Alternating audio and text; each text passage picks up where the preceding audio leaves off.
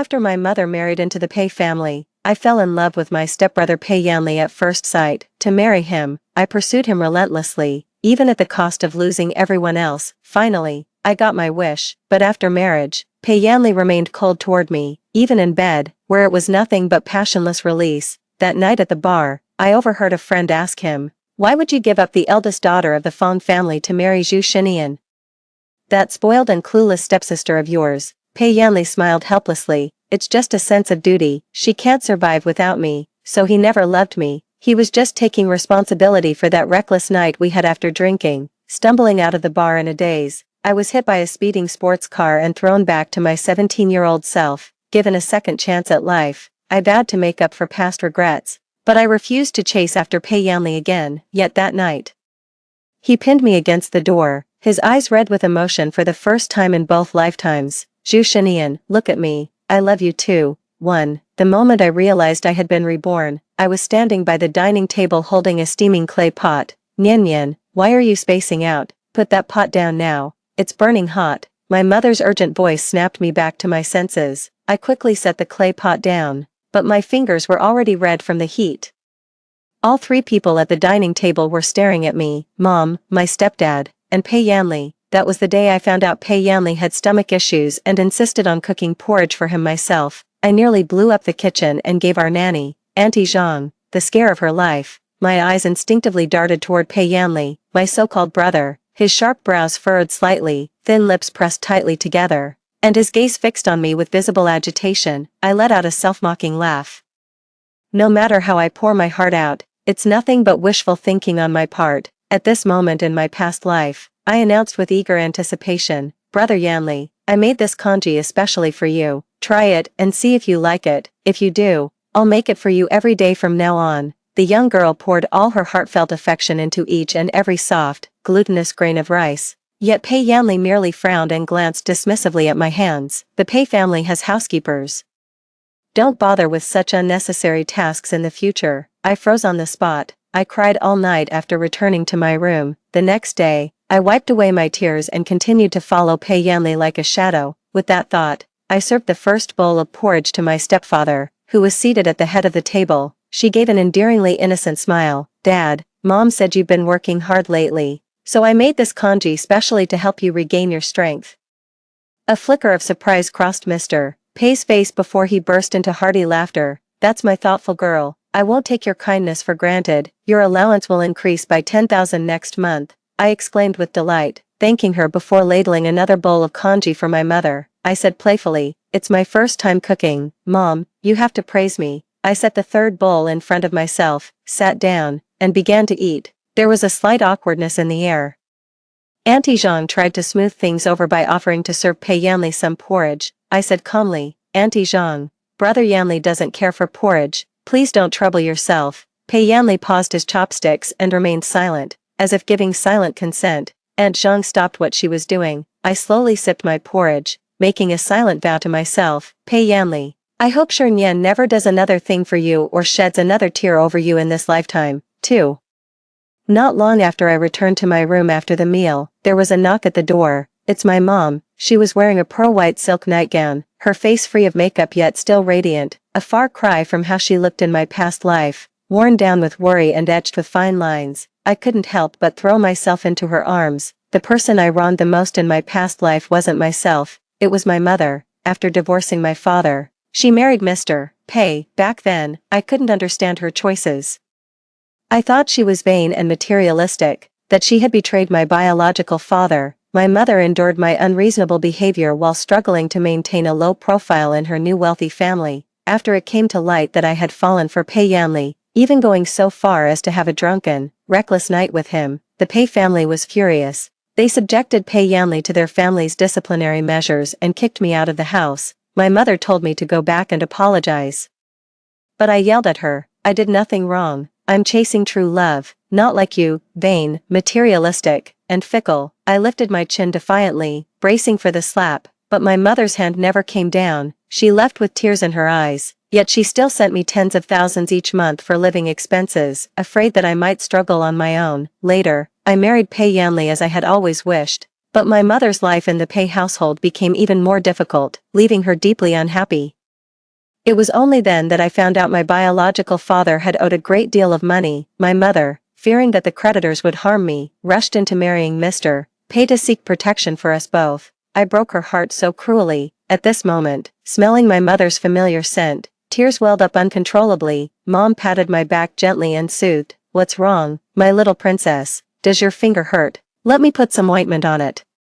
She took out the burn ointment and applied it with a gentle touch. "My sweet girl has grown up. Thank you for finally calling him Dad today. I promise I'll never let you feel wronged again." With tears glistening in my eyes, I said with a laugh, "As long as you're happy, Mom, I'd even call him Grandpa if I had to." "Oh, hush now, you silly child, look at your burned hand. Stay out of the kitchen from now on, alright?" Her movements became even gentler. "But your brother said this burn ointment works best. It'll stop hurting by tomorrow morning for sure." I was taken aback. "You mean Pei Yanli?" "Yeah, we ran out of burn ointment at home. I was just about to go buy some when Yanli came back and handed me a tube. He claimed he accidentally bought the wrong thing. That kid's always been like this, awkward but well-meaning, cold on the outside, warm on the inside, a good brother, really." "This burn ointment is the same brand my mom gave me in my past life. Could it be that the burn ointment from my previous life was also bought by Pei Yanli?" I pursed my lips. "Stop pretending to be a good person, it's disgusting." 3. The next morning, when I went downstairs for breakfast, Pei Yanli had already finished eating, with the empty bowl still sitting on the dining table. The air was filled with the fragrant aroma of rice. "Aunt Zhang, did you make congee?" Aunt Zhang glanced at Pei Yanli, hesitating slightly. "Miss, I didn't make porridge today, but I prepared some wontons. How many would you like?" Strange, not wanting to overthink it, I replied, "I'll have 8, please. Add a bit more sesame oil, and thank you, Nanny Zhang." The wontons weren't ready yet when Mr. Pei and my mother came downstairs. The atmosphere between them is quite pleasant. I'm genuinely happy. Since they get along so well, my mother will have someone to back her up in the Pei family. After finishing the wonton soup and my daily boiled egg, I got up and got ready for school. "Mom, Dad, let the driver take me to and from school from now on." Pei Yanli's outstretched hand froze awkwardly above my backpack before slowly lowering. Mr. Pei and my mother exchanged bewildered glances. "Nian Nian, you've been acting strange since yesterday. Wasn't it you who insisted on having Yanli drive out of his way to take you to school?" I lowered my gaze. "I was being immature before. You just took over the company and have so much work to handle. Please don't bother driving me." Father Pei nodded with a pleased expression. "Nian Nian has grown up. From now on, let old Zhao take you to school." Hearing the word brother, Pei Yanli shuddered. In my past life, I refused to treat Pei Yanli as a real brother, stubbornly insisting on calling him Brother Yanli. After we got married, in moments of passion at night, I couldn't help but call him brother. Pei Yanli would always tremble and fiercely tell me to shut up. Last night, lying awake, I finally figured something out. I don't actually hate Pei Yanli that much, though he never loved me. He never mistreated me either. What I truly resent is my own moth-to-flame desperation. Pei Yanli's deep voice snapped me out of my thoughts. "Dad, Aunt Song. Since Nian Nian doesn't need me to give her a ride, I'll head to the office first." He turned to leave with his usual composure, his long legs carrying him away. I breathed a sigh of relief. From now on, let's just be good siblings. Standing at the classroom door, I felt a bit lost. It's been years since graduation. Who could possibly remember where we sat back in senior year? At least I still have my desk mate, Lu Xingchen, with her round face, hair in a bun, and black-framed glasses, suddenly hugged me from behind. "Honey, were you waiting for me?" I turned and pinched her cheek. Of course. I followed Lu Xingchen to my seat, checking today's schedule on the blackboard. I pulled out my math textbook. Casually, I asked, "Where did we leave off in math yesterday?" To my surprise, Lu Xingchen stared at me with a horrified expression. "Whoever you are, get off my wife right now." Zhu Xinian would never mention the word math during morning study session when we're supposed to be gossiping. I rolled my eyes, thinking I'd tease her a little. To be honest, I'm actually reborn. In my past life, I narrowly missed getting into Tsinghua or Peking University. This time around, I swear I'm going to study hard and reclaim everything that's rightfully mine. Lu Xingchen's eyes widened. "Really? Then can you tell me the winning lottery numbers for the next draw?" I shrugged. "Sorry, no can do, but I can tell you the essay topic for this year's Gaokao Chinese exam." I wrote a line on the paper. "A single flower does not make spring." Lu Xingchen grinned as she tucked the paper into her Chinese literature notebook. "My wife's definitely telling the truth. I'll go home and memorize the sample essay tonight." watching Lu Xingchen's radiant smile. I felt a lump form in my throat. In her previous life, despite all her efforts, she missed admission to her dream university by just 1 point. The pressure of repeating a year was overwhelming, and it completely changed their personality, gradually cutting off contact with me. Meanwhile, I was too preoccupied with romance and didn't even score high enough to meet the minimum for a top-tier university. After becoming Mrs. Pei, I once overheard someone's opinion of me: pretty, yes, but also willful, ignorant, and just a trophy wife, given a second chance at life. I'm determined to make up for every single regret. I held Lu Xingchen's hand. Let's work hard together and get into a great university. Picking up high school knowledge again is no easy task. 5. After a full day of classes, my brain feels completely fried. Right before school ended, my mom texted me, "Sweetie, I'm stuck in traffic and the driver won't make it in time to pick you up. Yanli will give you a ride home today." I already let him know. When the dismissal bell rang, I slowly packed up my backpack. Lu Xingchen looked utterly astonished. "Back in the day, you were always the first one to dash out of the classroom the moment the bell rang. What's the matter? Not in a hurry to go see your crush today?" It suddenly dawned on me. I had confided all those secret girlish feelings to Lu Xingchen, but she didn't know that I had fallen for my stepbrother. I nodded. "Yeah, I don't like him anymore." Lu Xingchen patted my shoulder. "That's the spirit. There are plenty of fish in the sea. We strong women shouldn't be hung up on just one guy." Even so, I wasn't ready to be alone with Pei Yanli in the car. After all, we were intimately involved in our past life. It's just awkward. I texted him. "The teacher's keeping me after class. Head home first. I'll grab a cab later." I wandered aimlessly around campus with my backpack, just killing time. Suddenly, a slightly nervous voice called out from behind me, "Zhu Shinian."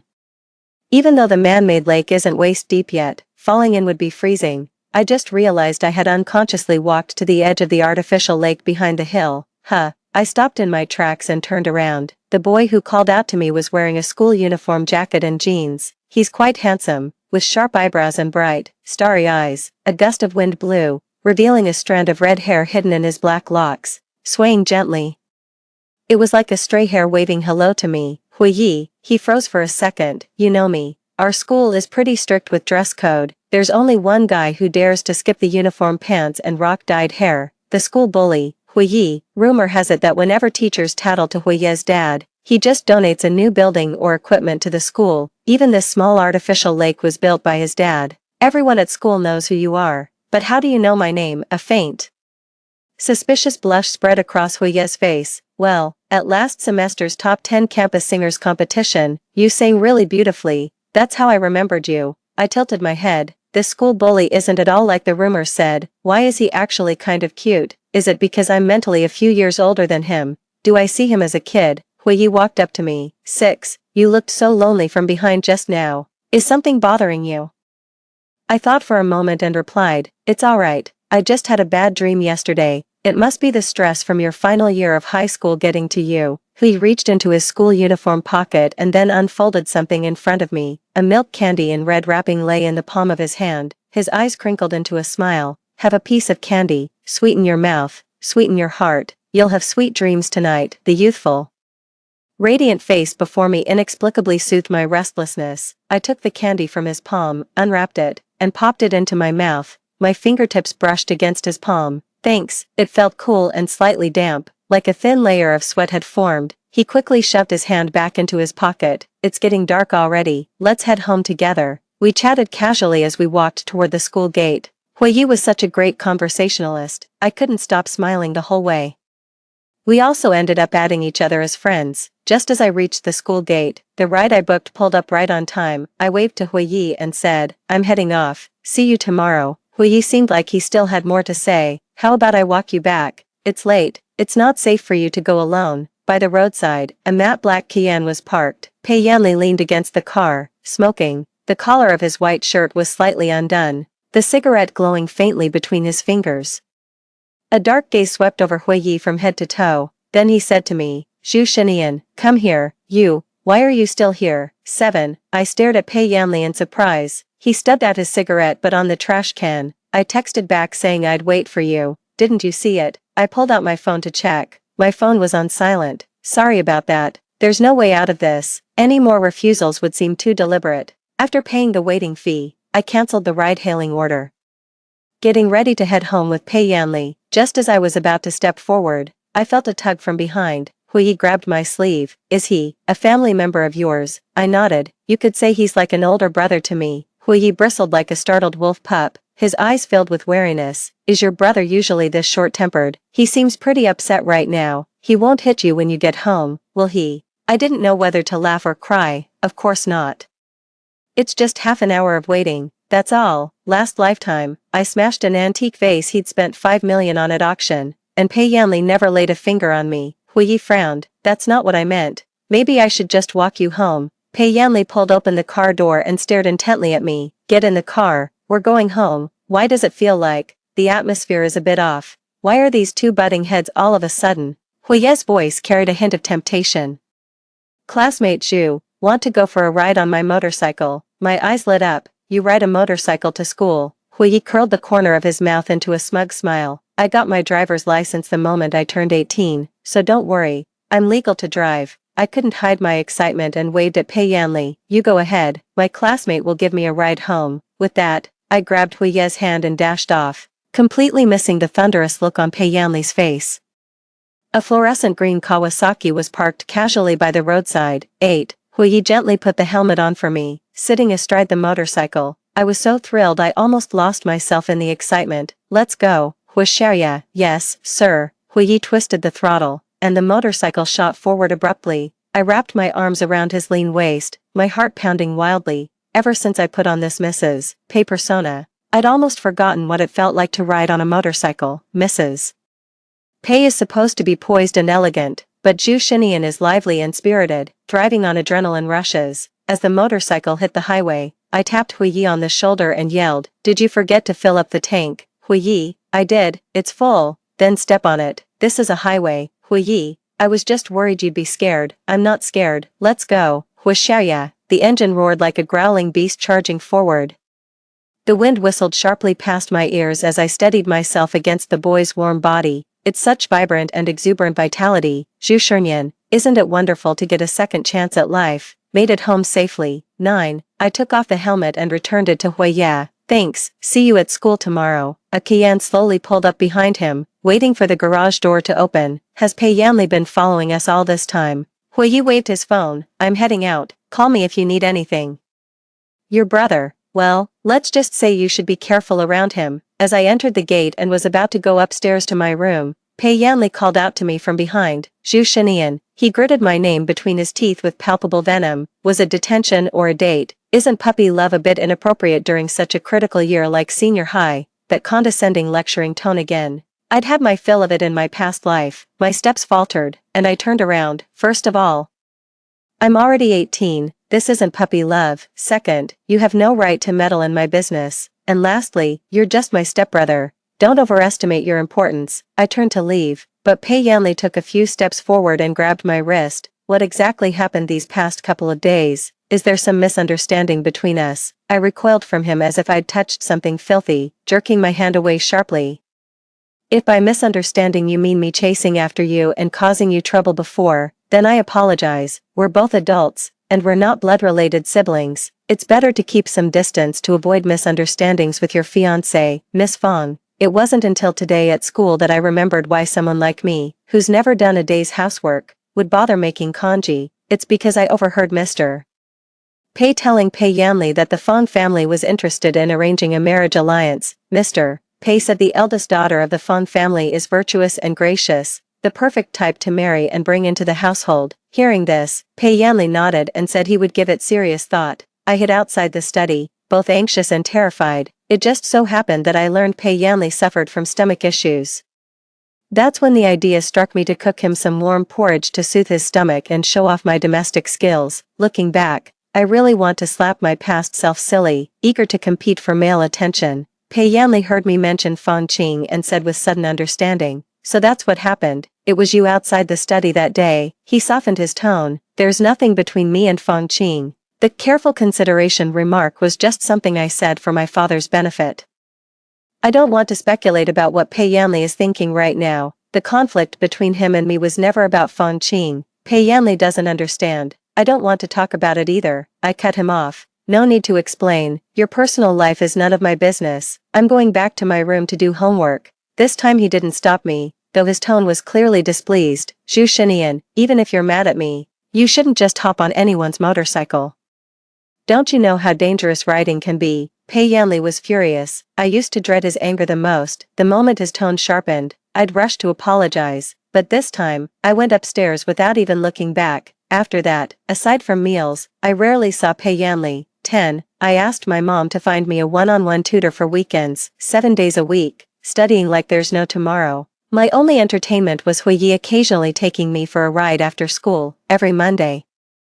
As soon as I got to class, Lu Xingchen would yell, "You're grinding way too hard," while snatching my weekend tutoring notes. Two hard-working people supporting each other, slowly climbing up the academic rankings. There's no end to homework. A string stretched too tight will snap, so the school generously organized a coming-of-age ceremony for the senior students on a clear, breezy afternoon. The moment the noon break bell rang, the classmates rushed out of the classroom excitedly.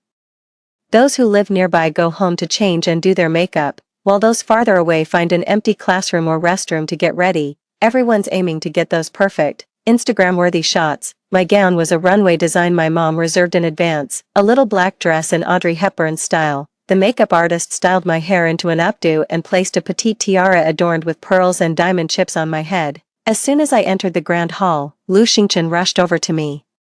"No wonder you're my wife, you took my breath away. It's like Audrey Hepburn has been reincarnated." Dressed in a purple evening gown, Lu Xingchen flitted around me like a little fairy, full of energy. The ballroom was a sea of colorful gowns blooming like a flower field. For secure document protection and reliable bookfinding bots, choose Xiaohu, steady, trustworthy, and hassle-free. Most guys were dressed in dark suits, their hair styled to look more mature, after taking selfies for a while. Lu Xingchen's eyes suddenly lit up. "Nian Nian, look over there. The school bully looks so hot in that suit. Oh my god." I glanced over and saw it was Hui Yi. The steel gray suit accentuated his broad shoulders and long legs. Most of his youthful awkwardness had vanished. "He's so handsome it makes my heart flutter." Lu Xingchen was chattering away. "What a shame. The school's bad boy is so good-looking, yet he's never been nice to any girl.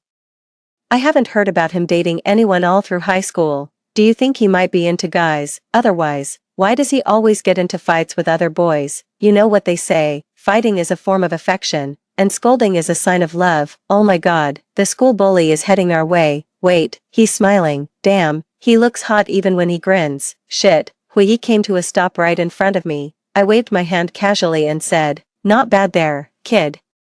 A faint blush spread across his cheeks. "You too, you look absolutely stunning today." I smiled. "Thanks." Hui Yi had used plenty of hair gel today. I glanced at the top of his head. That adorable red cowlick was gone. I pointed and asked, "Why did you dye your hair back?" He looked at me with gentle eyes. "Because there's something very important to do today. We should be more formal." I tilted my head, but before I could say anything, someone called out to me from behind. "Mom and the others have arrived." The school invited parents and arranged for sophomores and juniors to guide them to the auditorium. 11, Mr. Pei said apologetically. "Yanli got held up at work and will be a bit late." I smiled and said, "No worries. I'm just glad you both could make it." That's exactly what Mr. Pei said in my past life too. I kept waiting, hoping to share my first dance at 18 with Pei Yanli. I stubbornly stood in the corner, turning down every invitation.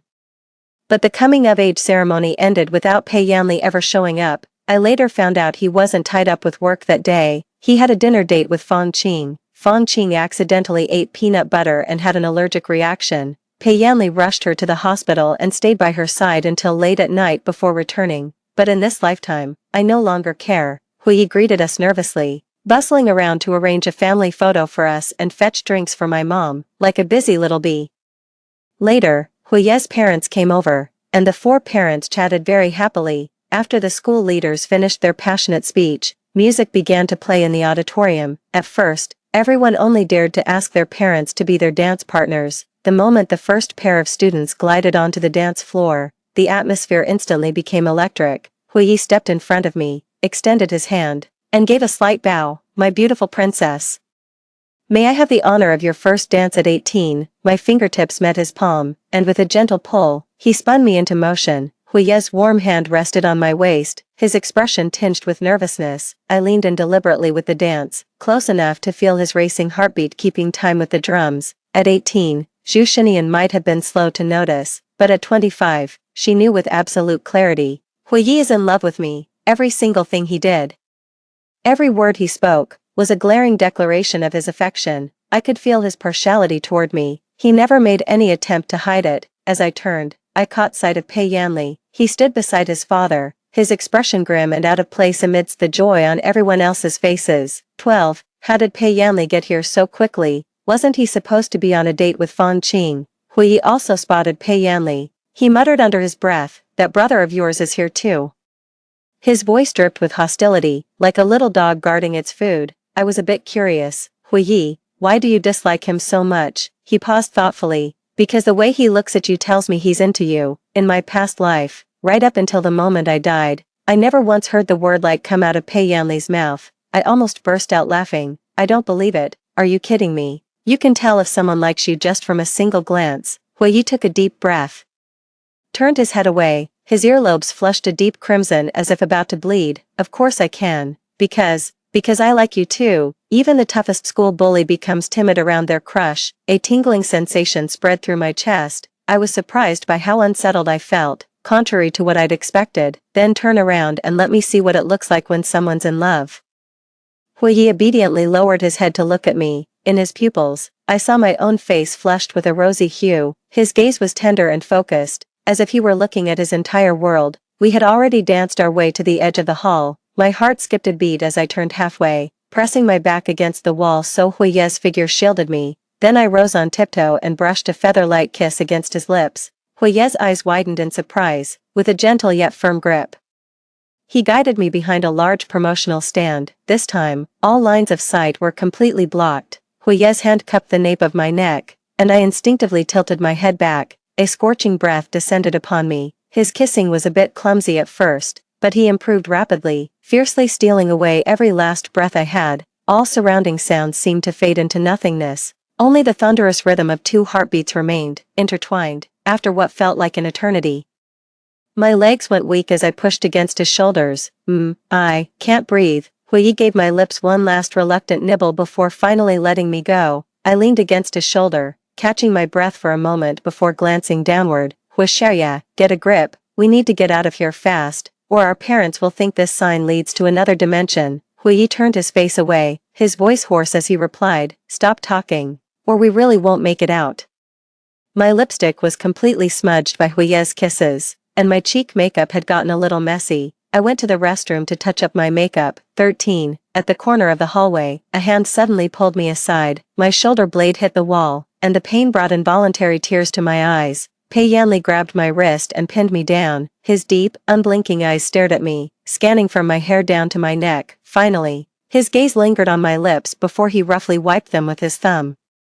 "What were you two doing in hiding? Did you kiss? Did it make you cry? Where else did he kiss you besides that?" My whole body ached from his rough handling, and I snapped in frustration. "Pei Yanli, have you lost your mind? Let go of me." Pei Yanli gritted his teeth and snarled, "Zhu Shinian, how could you be so reckless? What is your relationship with him that you'd let him kiss you?" I slapped him hard across the face, making his head jerk to the side. Finally, he calmed down and released his grip on me. "Slap," I said coldly, "he's my boyfriend, and I was the one who kissed him first." Pei Yanli froze, his voice strained. "How could you?" Seeing him like this, I couldn't help but feel a sense of irony. "Are you asking how I could fall for someone else?" Pei Yanli, people change. What's with this attitude now? Don't tell me you only realized you have feelings for me after I moved on. Pei Yanli's expression turned utterly bewildered, as if this question was beyond his comprehension. Perhaps even he himself doesn't understand why he got angry or why he confronted me. Maybe, just as Huyi said, Pei Yanli actually has feelings for me.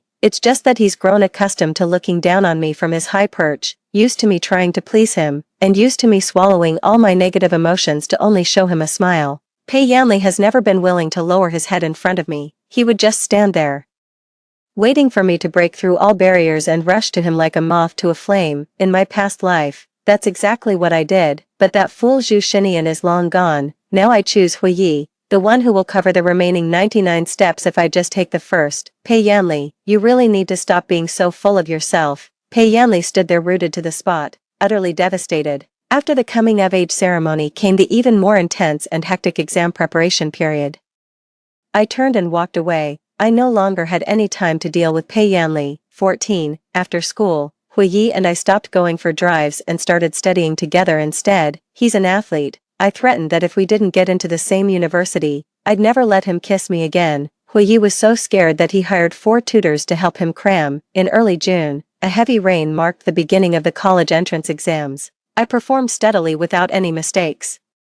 As soon as Lu Xingchen left the exam hall, she excitedly leaned close to my ear, her eyes darting around cautiously. "Honey, you're amazing. I might just get a perfect score on the Chinese essay." Hui Yi thumped his chest and declared he was up for it. After the college entrance exams, we went absolutely wild with fun. There were endless parties and farewell dinners to attend. When it was my turn to treat everyone, Mr. Pei reserved the largest karaoke room at his family's hotel. After a hearty meal, a group of classmates sang at the top of their lungs, and in a moment of deep emotion, they hugged each other and cried. Hui Yi called me, so I had to step out into the hallway to answer. After we got together, he became even more clingy. He couldn't go a day without seeing me. I told him my location and asked him to come find me. After hanging up the phone, I pushed open the private room door. It was cold and quiet inside, with only a man in a suit, his head bowed.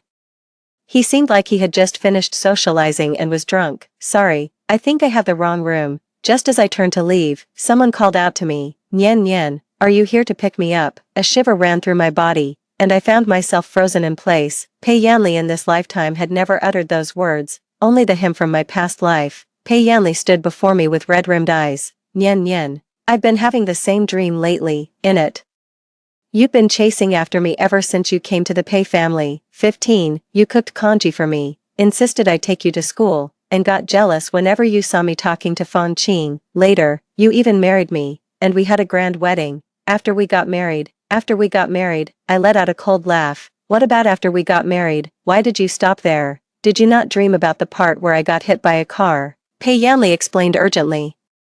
"What you heard in the bar in that dream wasn't true. I married you because I love you. I was just drunk at the time and didn't process things clearly, so I said something like that. My feelings for you go way beyond just a sense of responsibility." It seemed like he was trying to prove he really liked me. Pei Yanli went on and on about a lot of things. At first I thought it was immoral for us to be together since we're like siblings, which is why I gave you the cold shoulder. But later I fell for you too. My feelings for you are just as strong. The day you made congee for me for the first time, I was actually really happy. It was only because I saw you'd hurt your hand that I told you not to do it again. As for me and Fang Qing, I never actually considered an arranged marriage with her.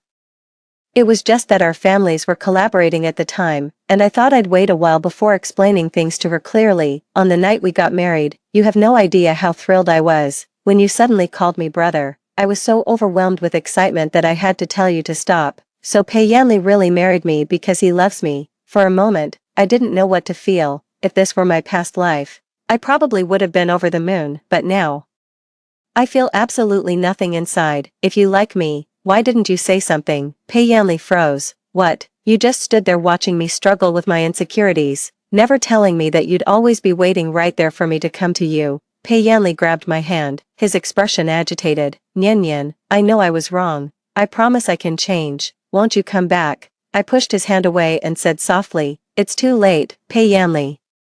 The Junyan who loved you in that dream is gone forever, and until her last breath, she never knew you loved her too." Pei Yanli's composure shattered, tears glistening at the edges of his eyes. "Don't say that, Nian Nian, you can't punish the real me for the mistakes of my dream self. That's too cruel. Give me another chance. Let's be together, okay? I really like you. If you hadn't dreamed of all this, if I hadn't been with someone else, would you still say you like me today?"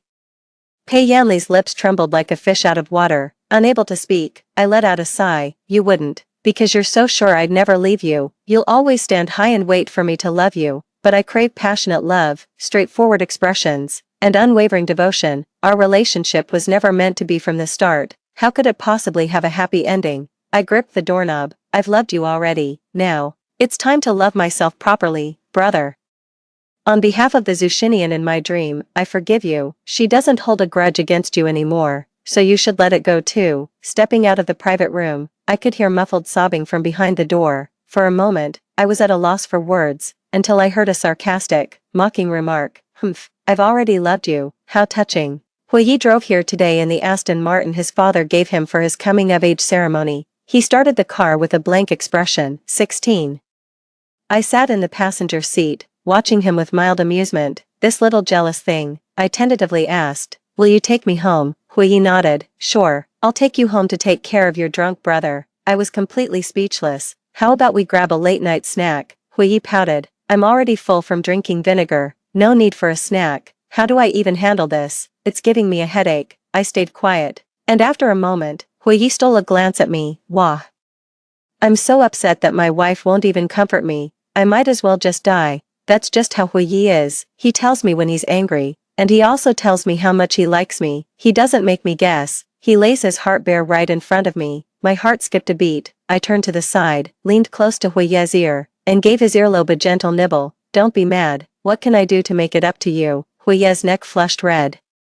His hands gripping the steering wheel as he fought the urge to turn his head. A kiss definitely won't cut it this time. Don't even think about brushing me off, I said softly. Then let's go to your new apartment. Tonight, I'll give you a real coming-of-age celebration. Hui immediately shifted gears and stepped on the accelerator after hearing those words. I teased him, in such a hurry, little Hui. Huh, Hui blushed and said. I'm not in a hurry, I said, but you're speeding.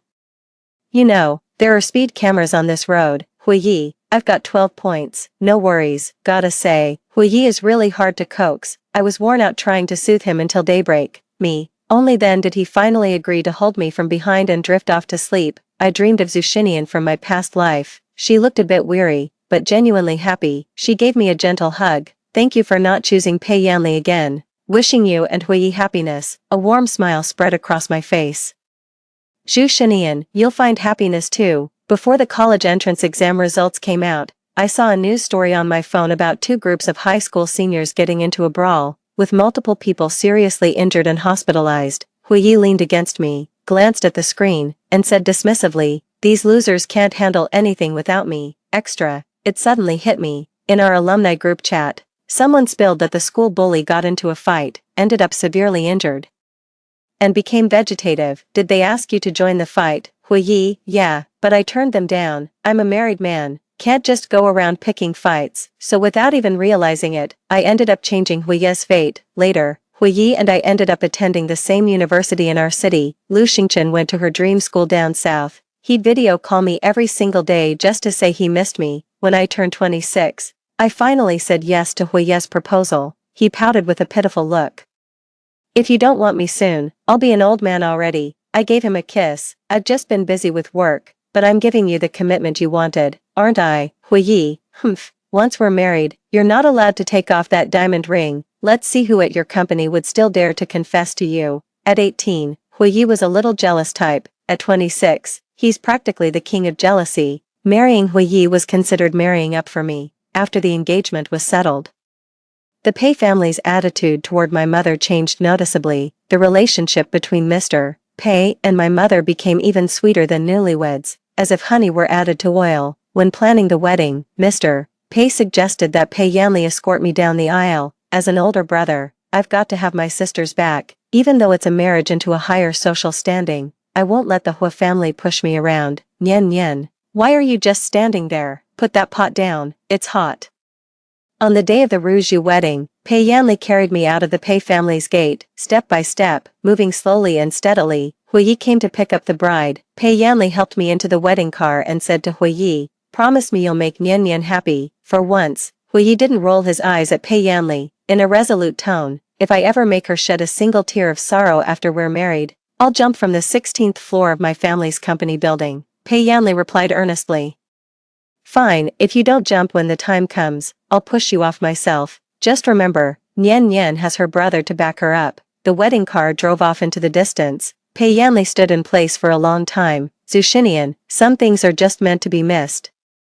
The chance to make amends has slipped away. If we can't be together, then let me protect you for a lifetime as your brother. Story 2. After being reborn, my elder sister decisively exchanged her fiancé with mine. She said, I'll leave the Buddhist prodigy of the Beijing circle to you. I'll marry the young master of the prince's family in the Beijing circle. In the previous life, she married the aloof Buddhist prodigy. But she never expected that he was born with a sickly and delicate personality. She couldn't stand it and chose to cheat. Then she was imprisoned by him for a lifetime and finally died of depression. But I often went in and out of high-end occasions. With the power and influence of the young master of the prince's family, everyone envied me. Looking at her crazy and triumphant smile, I let out a sigh of relief. Compared with the young master of the prince's family who flirts around and sacrifices his wife for glory, I really love the sickly but dedicated Buddhist prodigy. 1. I was reborn to 1 minute before choosing a fiancé for the arranged marriage. Our family had once arranged a baby betrothal for my elder sister and me. Now it was time to choose our fiancés. My socialite elder sister's eyes were filled with shock and joy. The moment the elders finished speaking, she let out a shrill laugh. Dad, Mom, I want to choose the young master of the Liang family in the Beijing circle. I want to marry into the Liang family. I instantly understood that she was also reborn. She wanted to encroach on my life. My parents frowned. Ruoruo, have you really thought this through? The Liang family has lost several lawsuits and is not as powerful as before. Didn't you always like the young master of the Fu family, who is very capable? My elder sister beamed with joy. The young master of the Liang family has the ability to sort out everything. Don't worry, I'll have a good life. These words confirmed my suspicion. The reason why my elder sister cried and made a fuss to marry Liang Yiming was that she was afraid of ending up being imprisoned to death just like in the previous life. In the previous life, she took the initiative first and chose the cold and noble Buddhist prodigy in the Beijing circle, Fu Ruqing. She successfully became the young mistress of the Fu family as she wished. Before she had enough of the wealthy life she had dreamed of, my elder sister was sent to a temple on the mountain for spiritual cultivation. The precepts were strict, the food was plain. On the mountain, there were only the sounds of wooden fish and bells, not to mention the bold, holy monk and enchanting woman play she wanted. Fu Ruqing never touched her at all. My elder sister was used to the colorful world.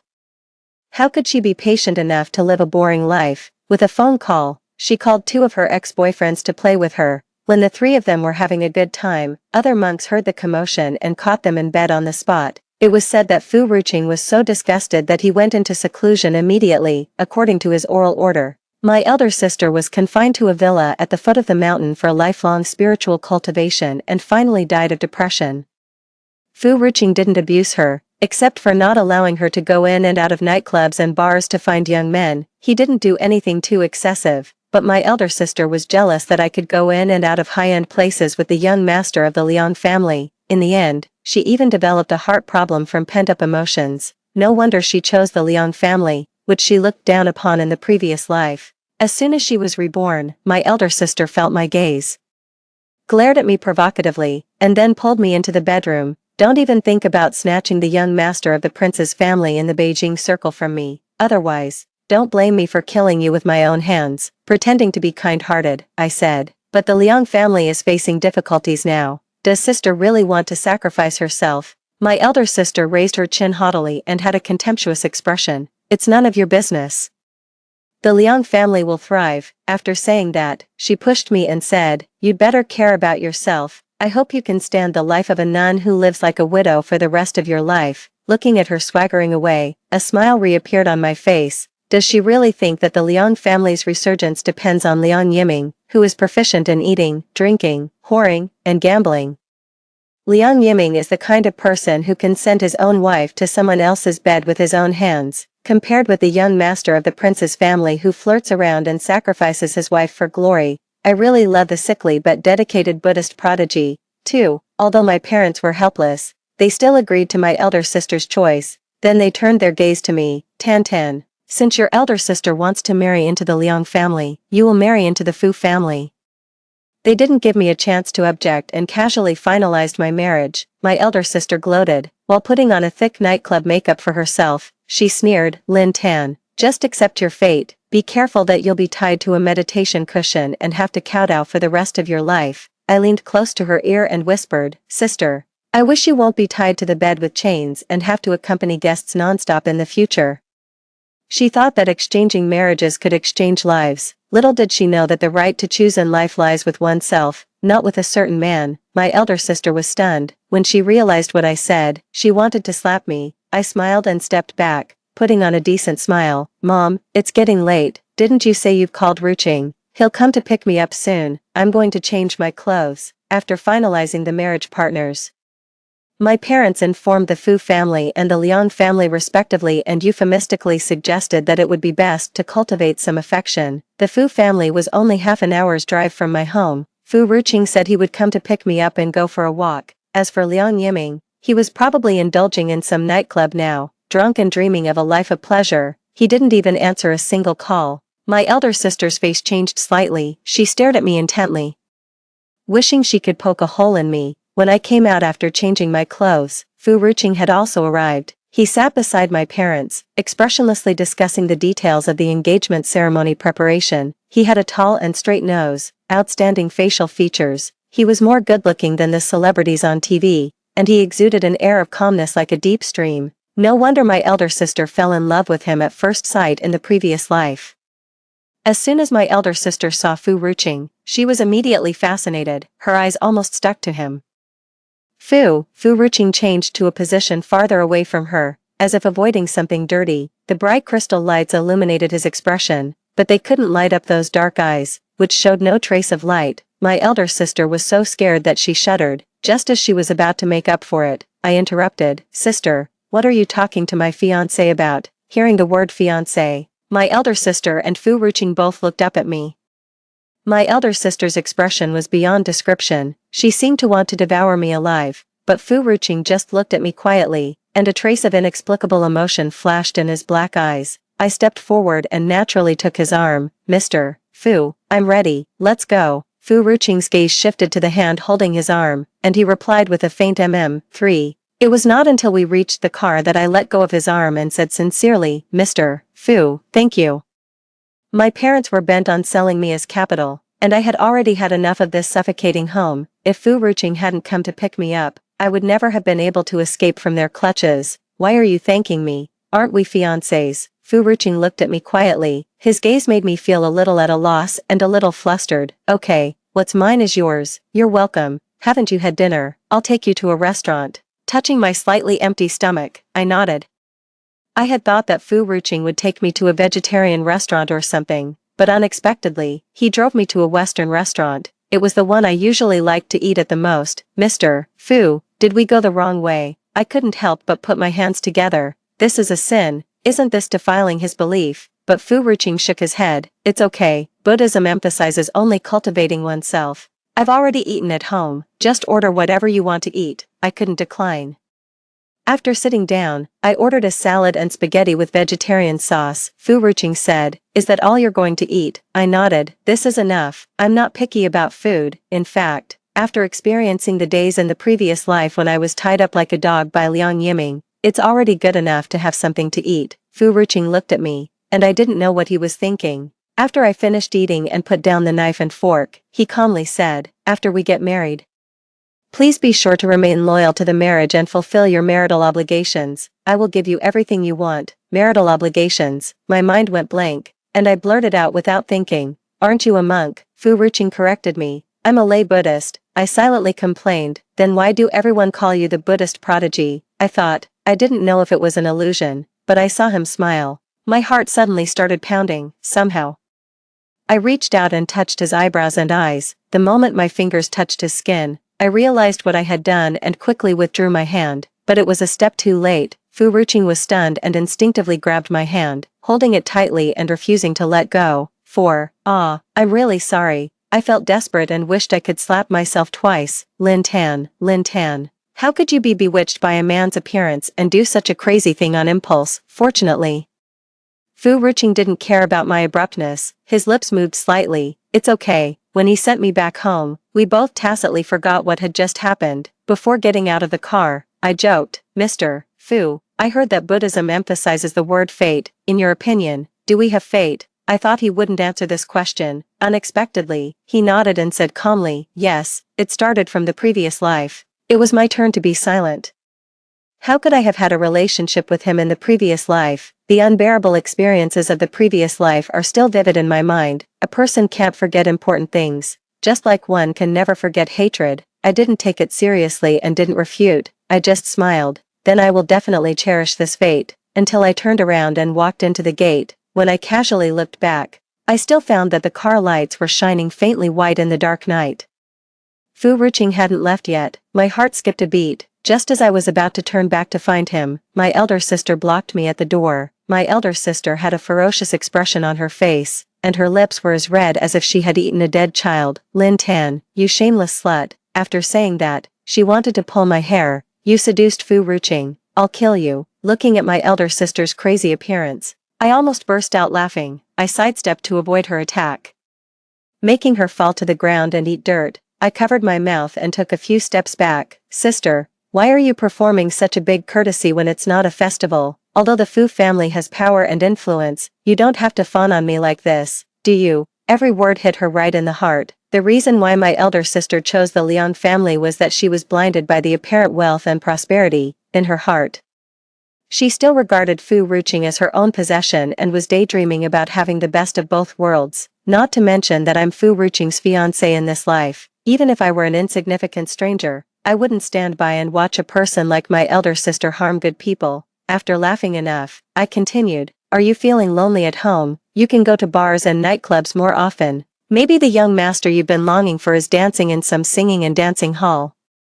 My elder sister didn't know the true nature of Liang Yiming. Thinking that I was belittling her fiancé, she had a look of hatred on her face. "Shut up. Do you even deserve to be compared with me? I hope you can still laugh when you're locked in the temple and eating chaff and vegetables. By then, I'll become the Mrs. Liang wearing gold and silver. Even if you kneel on the ground and beg me, I won't show mercy." After saying that, she got up resentfully from the ground and turned back to the bedroom. I leaned against the stairs casually and opened my phone to look at today's economic evening news. TSK, the Liang family's stock has dropped another 10 points. I hope it can hold out until the day my elder sister marries into the Liang family. 5. The next day, after Liang Yiming sobered up, he learned who his fiancée was and rushed to my home to admit his mistake and apologize. He talked nonsense seriously, uncle and aunt.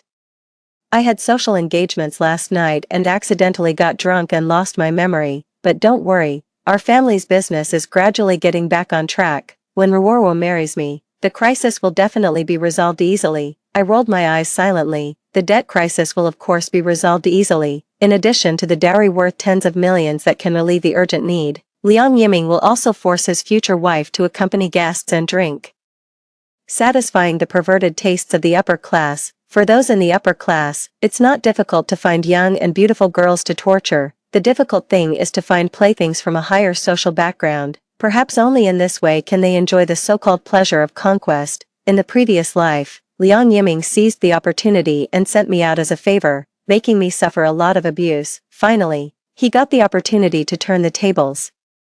The high-end banquets that seemed so glorious in my elder sister's eyes were just the entrances that pushed me into the abyss again and again. My elder sister was completely unaware of the tragic fate that awaited her. She was elated and whispered in my ear, "Lin Tan, just wait. Anyway, you're destined to live like a widow. After you're abandoned, I'll definitely find a few men to play with you until you're completely ruined. You always put on this deadpan face.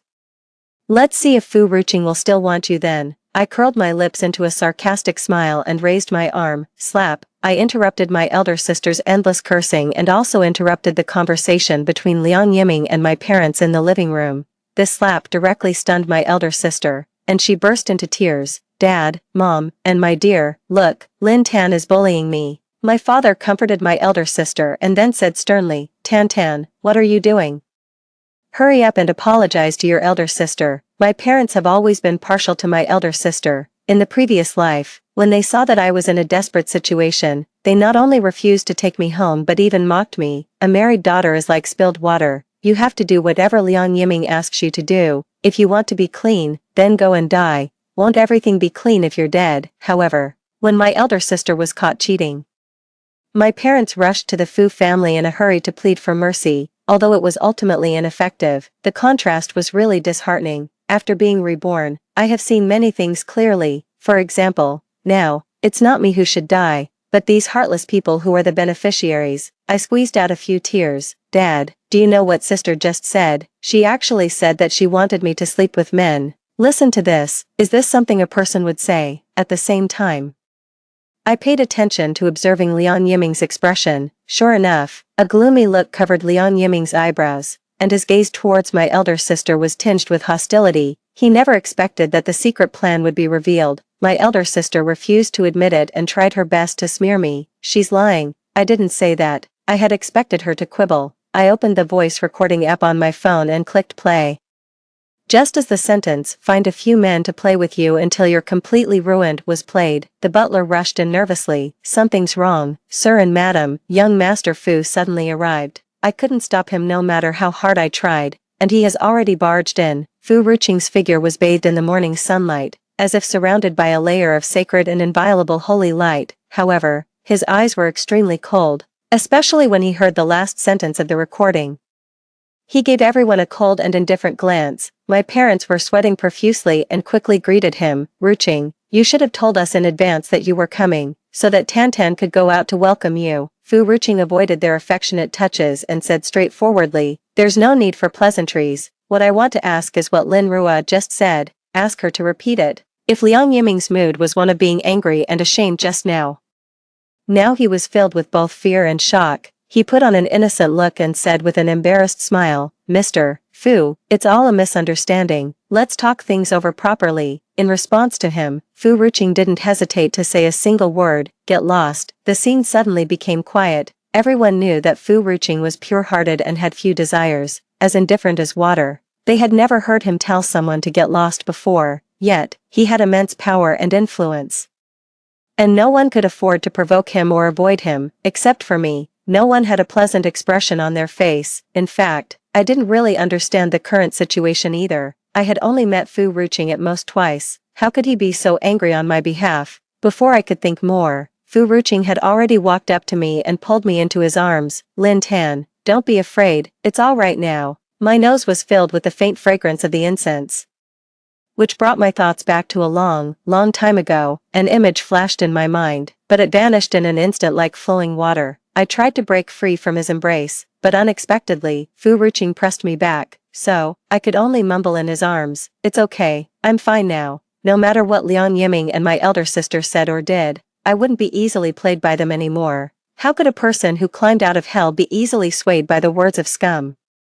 I smiled and looked at my elder sister. "Sister, I presented the evidence, so, shouldn't you apologize?" My elder sister refused to lower her noble head and kept hiding behind Liang Yiming. My father lost face. On the one hand, he didn't want to scold his precious eldest daughter, and on the other hand, he didn't dare to offend his two well-born sons-in-law, so, he vented all his anger on me. "Lin Tan, are you done? Stop making trouble and go upstairs to your room right away." See?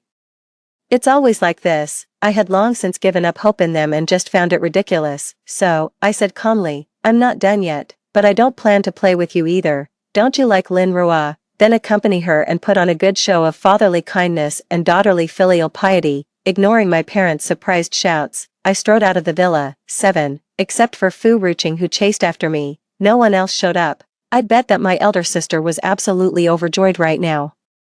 No one would snatch Liang Yiming, who she had set her eyes on, and all of the Lin family's hundreds of millions of family fortune would belong to her. On the surface, a happy and fulfilling life seemed to be beckoning to her. But I knew that the Lin family was far from being as glorious as it seemed on the surface. Otherwise, they wouldn't be in such a hurry to marry off their daughters for marriage alliances. It wouldn't be long before the Lin family declared bankruptcy due to heavy debts.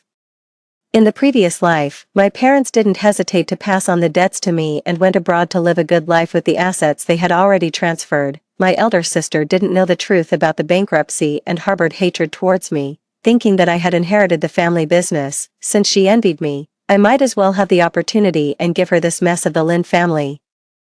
Fu Ruqing followed me unhurriedly, as if worried that I might do something stupid. I simply sat down on a bench by the roadside and smiled. "Don't worry, I'm fine now." Fu Ruqing sat beside me and turned his head to look at me. He didn't say anything, and just sitting there quietly was already very good. I closed my eyes, and bits and pieces of the previous life flashed through my mind. Even if I did nothing, my elder sister would still end up in a very tragic situation. But my enemies weren't just her. Whether it was Liang Yiming or my parents, they were all executioners who pushed me into the abyss. Blood debts must be repaid with blood. I proposed a deal. "Mr. Fu, could you do me a favor? Once it's done, the assets of the Fu family can at least increase by 200 million. Unexpectedly, Fu Ruqing didn't agree immediately. Instead, he asked me where I was going. What about you? I pointed at myself. Me, I have nowhere to go. Would you like to take me in? It was just a joke, but who knew that he seemed to take it seriously? His well-defined fingers tightly grasped my hand, and he said in a hoarse voice, "Okay, then never leave me." Me, 8. Fortunately, although Fu Ruqing's words were intimidating, he didn't actually do anything excessive. During the days I lived in the Fu family, I collected a lot of evidence of the Lin family embezzling public funds and lining their own pockets. They would become the key links on my path of revenge. 3 months later, on the second day of the 10th lunar month, Liang Yiming and my elder sister held a grand wedding. My elder sister was wearing a white wedding dress, with a huge diamond on her ring finger. There was a smug and complacent smile on her face as she enjoyed the compliments and congratulations from others. "Thank you for your blessings, Miss Li. My Yiming just dotes on me. There's nothing I can do about it." I told him not to buy such a luxurious diamond ring. But he actually had someone bring me a pink diamond back from South Africa. "I heard it's worth 200 million, Mrs. Zhao. You're here too. You've noticed it. I'm indeed pregnant. With your kind words, it will definitely be the legitimate eldest grandson of the Liang family. Don't worry, there will be many opportunities in the future. After all, I'm now the only apple of my parents' and Yiming's eyes." My elder sister smiled brightly, until she saw me attending. Her smile immediately froze. "Lin Tan, why are you here? Who let you in?" She waved her hand, intending to ask the security guards to throw me out. The corners of my lips curled up slightly. "Lin Rua, I'm not attending the ceremony in the name of your younger sister today, but as Mrs. Fu. If you drive me away, do you want to reject the investment from the Fu family?" Even the Liang family in its prime couldn't compete with the Fu family, let alone in its current declining situation. I smiled and said, "Sister, I heard that you're pregnant. Then don't wear that dyed pink diamond anymore. Chemical dyes are harmful to the body. Be careful not to have a miscarriage." "Lin Tan, do you think I'll believe your nonsense? Let me tell you, you'll never be able to enjoy wealth and glory like I do in your life." My elder sister stamped her foot angrily and turned around to entertain other guests. I raised my eyebrows. She was so easily provoked. Wouldn't she be driven crazy by what I was going to do next? An hour later, the ceremony officially began. My parents pretended to be kind and loving parents, as if they were pleased that their daughter had found her final destination. After the bride and groom exchanged diamond rings, they announced that they would give all the shares of the Lin family to my elder sister, and they signed the agreement on the spot, which took effect immediately after signing. The guests present all applauded my parents' generosity, and Liang Yiming was even more overjoyed. My elder sister glanced at me triumphantly and said in a coquettish voice, "Dad, Mom, you spoil me too much. Isn't there still my sister?" Oops, I forgot that my sister was kicked out of the house for being unfilial. How pitiful. There was a lot of discussion among the guests. The news that I had severed my relationship with the Lin family wasn't a secret in the circle, but it hadn't been confirmed either, so many people speculated whether there was still room for negotiation. Unexpectedly, my elder sister didn't hide it at all and said it out loud at the wedding today. For a moment, many people looked at me with either pity or ridicule in their eyes. 9. I stood up gracefully and raised my glass towards my parents from a distance. Although my parents have severed their relationship with me, after all, they gave birth to me and raised me for so many years, I'm still grateful. I always have to give some small gifts. Dad, Mom, oh, Mr. Lin, Mrs. Lin. I heard that you're going to settle in the United States soon. To express my apologies, I can only give you 2 business class tickets. I hope you can live comfortably in the United States. As soon as I said this, the whole room was in an uproar. My elder sister looked confused and turned her head to ask, "Mom and Dad, why are you suddenly going abroad? Why didn't you tell me?" Of course, if they had told her, could my parents have run away carefree? Lin Tan, what are you talking nonsense about? When are we going abroad? My father avoided my gaze and scolded me blusteringly. It was obvious to anyone with discernment that he was feeling guilty. I pretended to be confused and said, "Is that so?" Ruqing clearly told me that there was a problem with the family's assets. Alas, anyway, I'm not a daughter of the Lin family anymore. Maybe I made a mistake. After saying that, I sat down leisurely and tightened my hold on Fu Ruqing's arm. His body stiffened for a moment, and then he tightened his grip with an irresistible force, as if he wanted to lock me tightly by his side. I smiled to soothe him, looking like an affectionate couple. The people below were laughing, But the people on the stage were about to cry. Liang Yiming snatched the agreement like a madman. After reading it, he called his secretary. After hanging up the phone, his eyes were so red that they seemed to be bleeding. My elder sister didn't understand what was going on and stepped forward to please him. Honey, what happened? Let's solve it together. Before she could finish speaking, Liang Yiming slapped her to interrupt her. My elder sister rolled down from the half-meter-high platform, hit her head on the pillar, and fainted on the spot. There was a cut on her forehead, and blood was gushing out. Not only that, Liang Yiming rushed in front of my parents and swung his fist at their old faces. What was supposed to be a wonderful wedding banquet turned into a brawl scene. Escorted by bodyguards, I left the scene unharmed. Looking at the tall rainbow gate, I squinted my eyes. I knew that Liang Yiming and my elder sister had already obtained their marriage certificate. And my elder sister chose to inherit the property, along with the debts. The huge debt that the Liang family owed hadn't been paid off yet, and now they had an additional 200 million in joint marital debt. TSK, so pitiful. I hope they can get through this disaster smoothly and then rot and stink together in prison. 10. The next day, the front pages of major newspapers were all news about the bankruptcy of the Lin family and Liang Yiming's violent behavior at the wedding. My elder sister was admitted to the hospital. Fortunately, she didn't have a miscarriage. My parents suffered a mild concussion from the beating and claimed that they would sue Liang Yiming for intentional injury. However, before the lawyer could come, the police arrested them. The reason was that they were suspected of occupational embezzlement and foreign exchange evasion. Due to the huge amount involved, they were likely to be sentenced to more than 10 years in prison.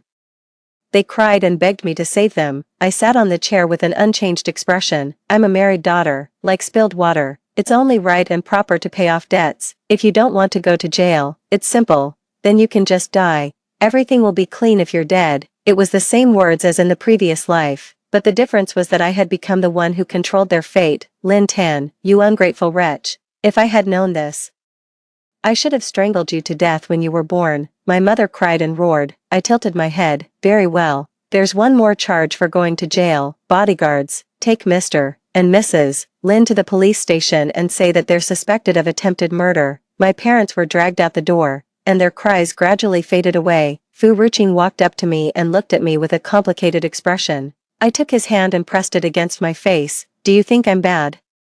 I can even be so heartless towards my own parents. According to Buddhist teachings, people like me should go to hell, Fu Ruqing said in a low voice. No, his lips pressed against mine. They were a bit cold, but they gave me infinite strength. You're saving yourself, saving myself. People like me can either destroy themselves or destroy their enemies. Do I even deserve to turn over a new leaf? After dealing with my parents, I went to the hospital.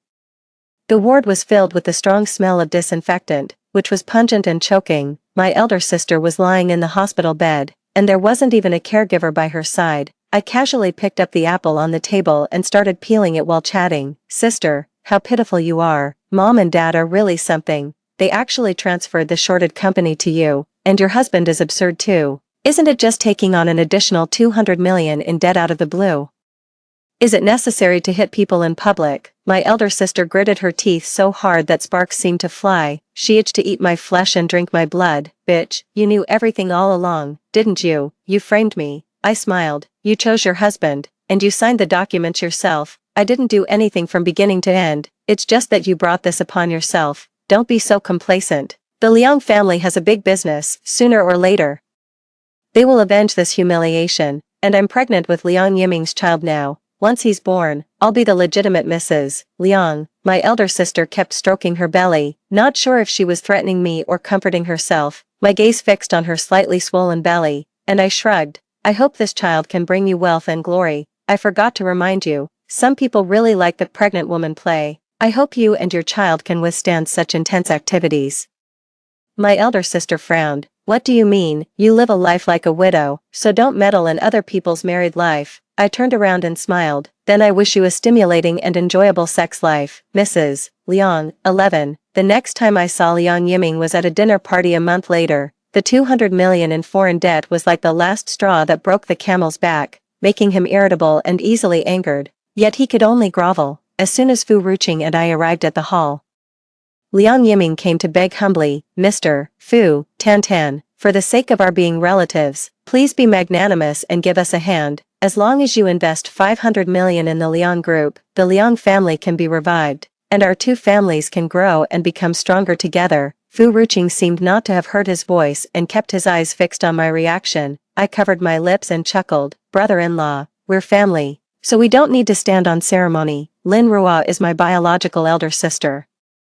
Of course I want to help you, but you also know that my parents severed their relationship with me because of her, and my heart is really cold. When Liang Yiming heard my elder sister's name, his eyes turned scarlet. He ordered the servants to drag my elder sister out and forced her to apologize to me. Betrayed by her husband like this, my elder sister wished she could kill Liang Yiming, but for some reason, she, who had always been shrewd and assertive, didn't even dare to make a peep at this moment. I had sharp eyes and saw the purple and blue marks under her evening dress. At a glance, they looked like the bruises from being beaten. Glared at by Liang Yiming, my elder sister's legs went weak. She gritted her teeth and squeezed out a sentence. Sorry, sister, I was too willful in the past. I hope you can forgive me. After all, we are family. Besides me, who else can treat you with all my heart?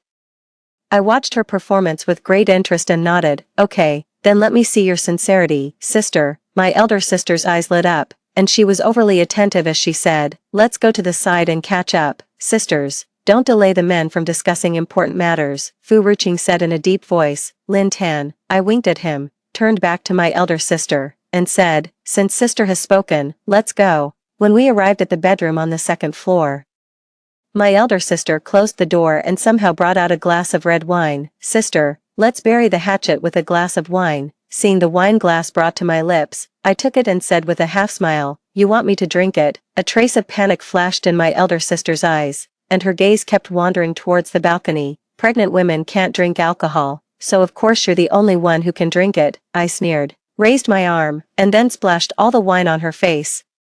My elder sister was caught off guard and splashed all over her face. She covered her face and let out a scream. Lin Tan, you bitch, Mr. Li, come quickly and hold her down. The balcony door was opened, and a fat man appeared behind the curtains. He seemed to think that I couldn't escape even if I had wings. He walked towards me with a lecherous smile. Little beauty, if you don't want to get hurt, you'd better obediently submit to me, otherwise. Before he could finish speaking, I picked up the dinner knife and stabbed it into his stomach. Blood splashed on my face. I casually wiped it and showed a smile. Do you want me to accompany you to sleep in hell? 12. The man's heavy begging for mercy and my elder sister's crying filled my ears. I dropped the knife, opened the door, and walked out step by step, unexpectedly. Fu Ruqing was standing at the door. I instinctively covered the blood on my body and carefully said, sorry. Before I could finish speaking, I was suddenly pulled into his arms. The blood stained his clothes, spreading out large ripples. A scalding tear fell on my neck. I couldn't tell who was stirred up with affection. I was picked up by him and rushed to the car. The hug turned into a kiss, and the kiss turned into more unrestrained actions. The blood-stained clothes were taken off one by one, revealing the most fundamental aspects of human nature. After everything turned upside down, I finally soiled the god who was untouched by the world. It's okay, let's go to hell together. 13. When I woke up the next day, I found myself lying in the bedroom. Fu Ruqing wasn't by my side, but my body had been cleaned. I took a look at my phone, and it seemed that no big news had broken out. Just as I was in a daze, the police called me. Miss Lin, hello, may I ask if Lin Rua is your relative? After getting an answer, the police continued. She was found unconscious in a hotel. There are multiple injuries on her body, and it is suspected that she has suffered illegal infringement. In the ward, my elder sister was on a ventilator, and various medical instruments were barely maintaining her vital signs. Even so, she still firmly grabbed the corner of my clothes, full of resentment. Lin Tan. It's her who made me like this. She also stabbed Mr. Li. Make Lin Tan go to jail. The police looked solemn. After making a call to verify, they helplessly explained, Mr. Li was indeed injured last night, but he claimed that he accidentally fell and accidentally stabbed himself in the abdomen with a knife. I understood in my heart. No wonder Fu Ruqing wasn't at home early in the morning. It turned out that he had gone to deal with this matter, whether by coercion or inducement. He could always achieve unexpected results. I smiled and said, Mr. Li was really careless. I thought it was my sister who accidentally stabbed him while playing some bold games with him. By the way, officer, I can see that my sister is seriously injured. I don't know what she has gone through. Could you please tell me? I learned from the police that after the party last night, my sister was forcibly taken away by several men covering her mouth. Strangely enough, Liang Yiming watched his wife being assaulted but did nothing. If it weren't for the eyewitness accounts of several witnesses, no one would believe that such an outrageous thing could happen. I pretended to be sad and let out a deep sigh. My brother-in-law is being naughty again. You know, the economic situation of the Liang family hasn't been good recently. I didn't expect him to really set his sights on my sister. It's really a sin. The words were half true and half false, but they were enough to provide the police with a new direction. The police took their leave and prepared to investigate the criminal facts of Liang Yiming, and I stayed in the ward, reached out, and patted my elder sister's face. Sister, does it feel good to marry Liang Yiming? My elder sister widened her eyes in disbelief. You. I spread my hands and smiled. I have reminded you many times, it's you who are too stupid. In the end, you still wanted to drag me down, but instead, you got yourself into trouble. I had met that Mr. Li in my previous life.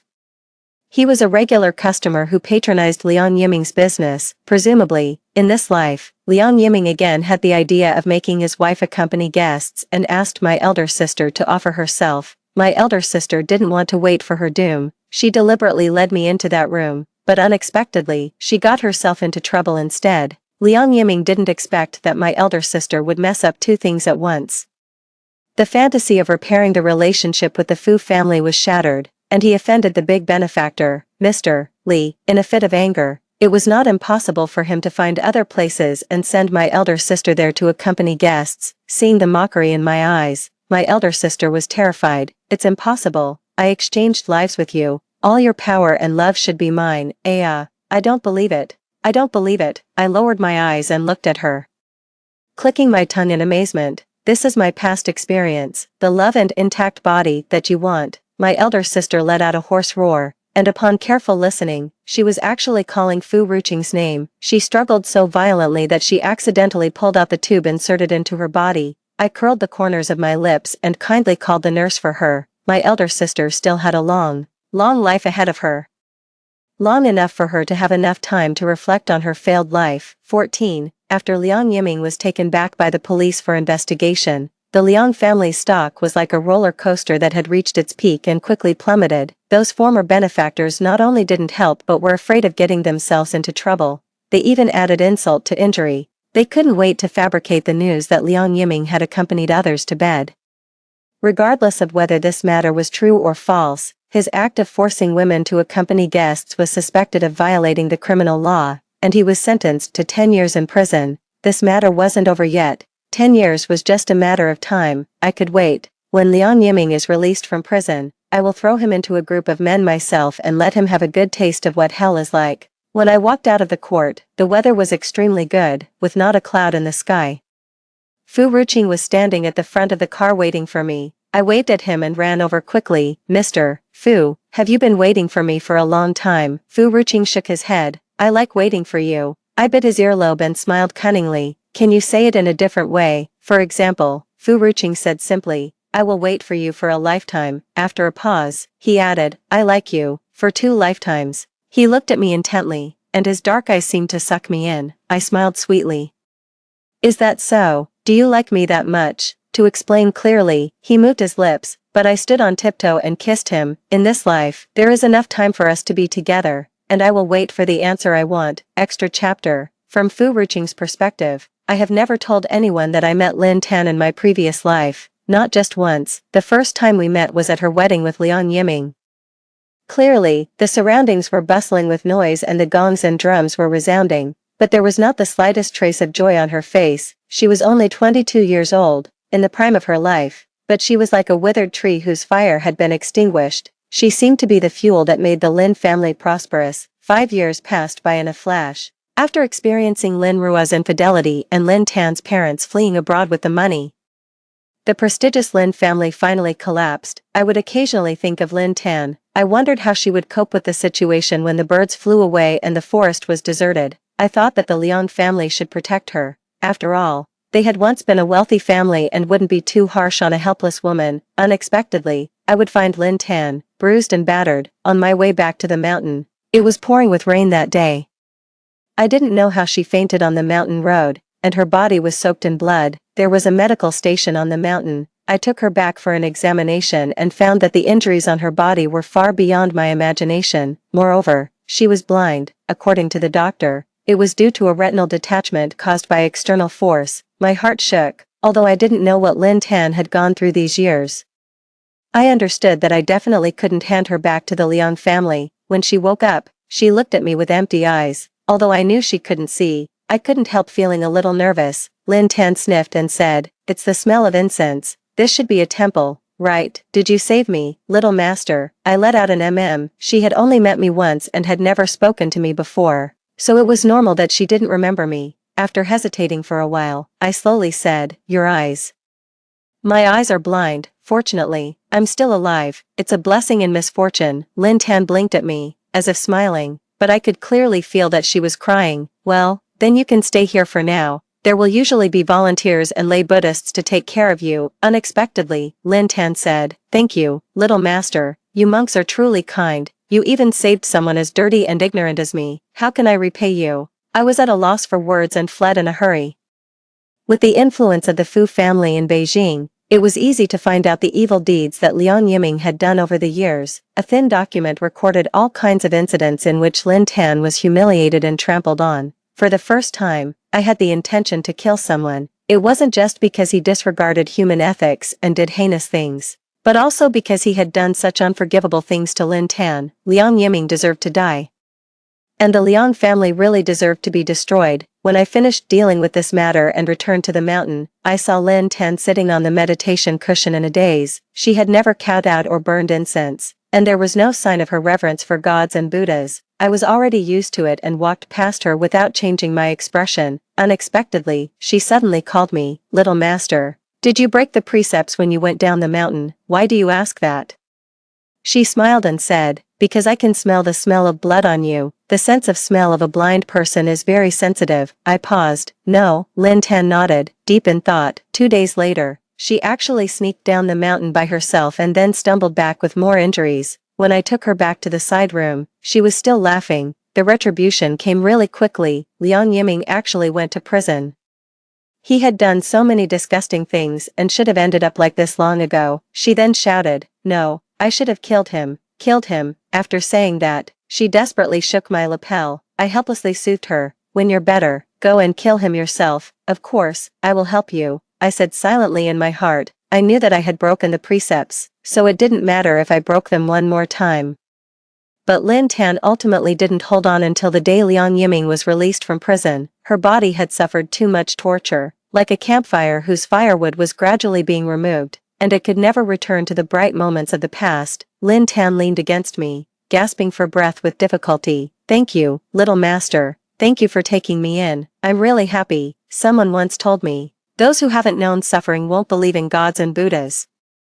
But I've endured so much suffering and still don't believe much. It was said that Fu Ruqing went into seclusion on the spot, feeling disgusted. From me, her voice gradually weakened and finally faded into silence. I hugged her body tightly and said hoarsely, "I know. I knew the cause and effect of the tragedy, who the person she mentioned was, and that from then on, there was someone living in my heart. This life came too late. Will we be able to meet in the next life?" When I opened my eyes again, I was back in the past. When I received the call from Lin Tan's parents, my heart was pounding wildly, and I was already prepared to refuse. However, the name they mentioned was Lin Tan's. I immediately drove to the Lin family. Under the dazzling crystal lights, Lin Tan smiled brightly and retorted Lin Rua with veiled sarcasm at the same time. I couldn't help but look at her. And I also wanted her to keep looking at me. There would be no more filthy things coveting my person. Those who had hurt her deserved to die. Whether it was the bankruptcy of the Lin family or the collapse of the Liang family, I had a hand in it. Next, I dealt with Liang Yiming, Lin Rua, and that man surnamed Li one by one. I won't let them die easily, because sometimes living is more painful than dying. That night, I was finally able to hold Lin Tan in my arms openly, in the name of a lover. She was curious about where my deep affection came from. I will spend my whole life answering. It came from the previous life. Story 2. After being reborn, I gave up competing with Lu Yuanchen's childhood sweetheart for a spot in the factory. He gave half of his salary to his childhood sweetheart, and I didn't stop him. While he was accompanying his childhood sweetheart in the hospital during childbirth, I had already bought a ticket to go south. Finally, he said he would agree to marry me.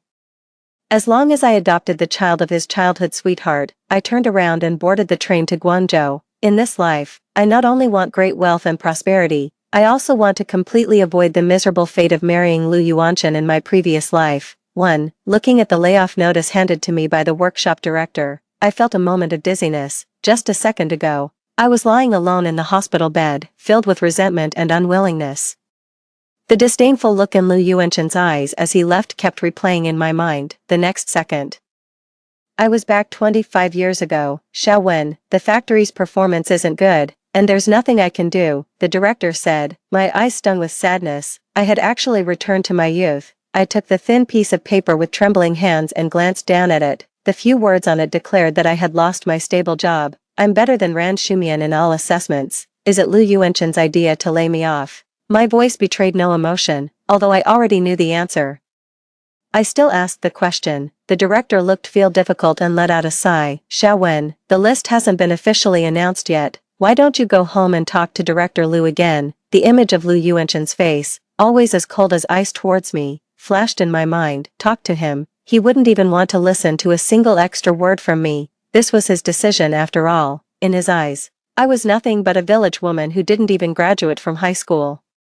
I only got a job in the factory thanks to the favor my father had done for his family, and he was the outstanding and promising young Director Lu. If my father hadn't saved Lu Yuanchen's father, who had fallen off a cliff many years ago, our lives would have never intersected. The person he recognized as worthy of standing beside him was his childhood sweetheart, Ran Shumian, never me. Thinking of this, I gave a calm smile. Director, I accept the layoff. My sudden acceptance stunned the director.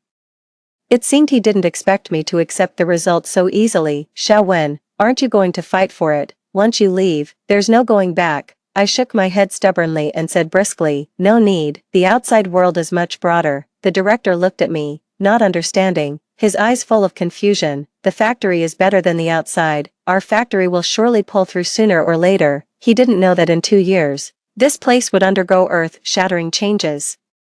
And this layoff was just the beginning of the tide. I took the layoff notice and went to pack my things. Before leaving the factory, looking at the layoff list posted on the bulletin board, I smiled with relief. 2. In my previous life, I used all means to compete for this spot to stay in the factory. I didn't want to lose this job that I relied on to make a living. Even more, I didn't want to lose the only symbol of identity that could rival Ran Shumian's.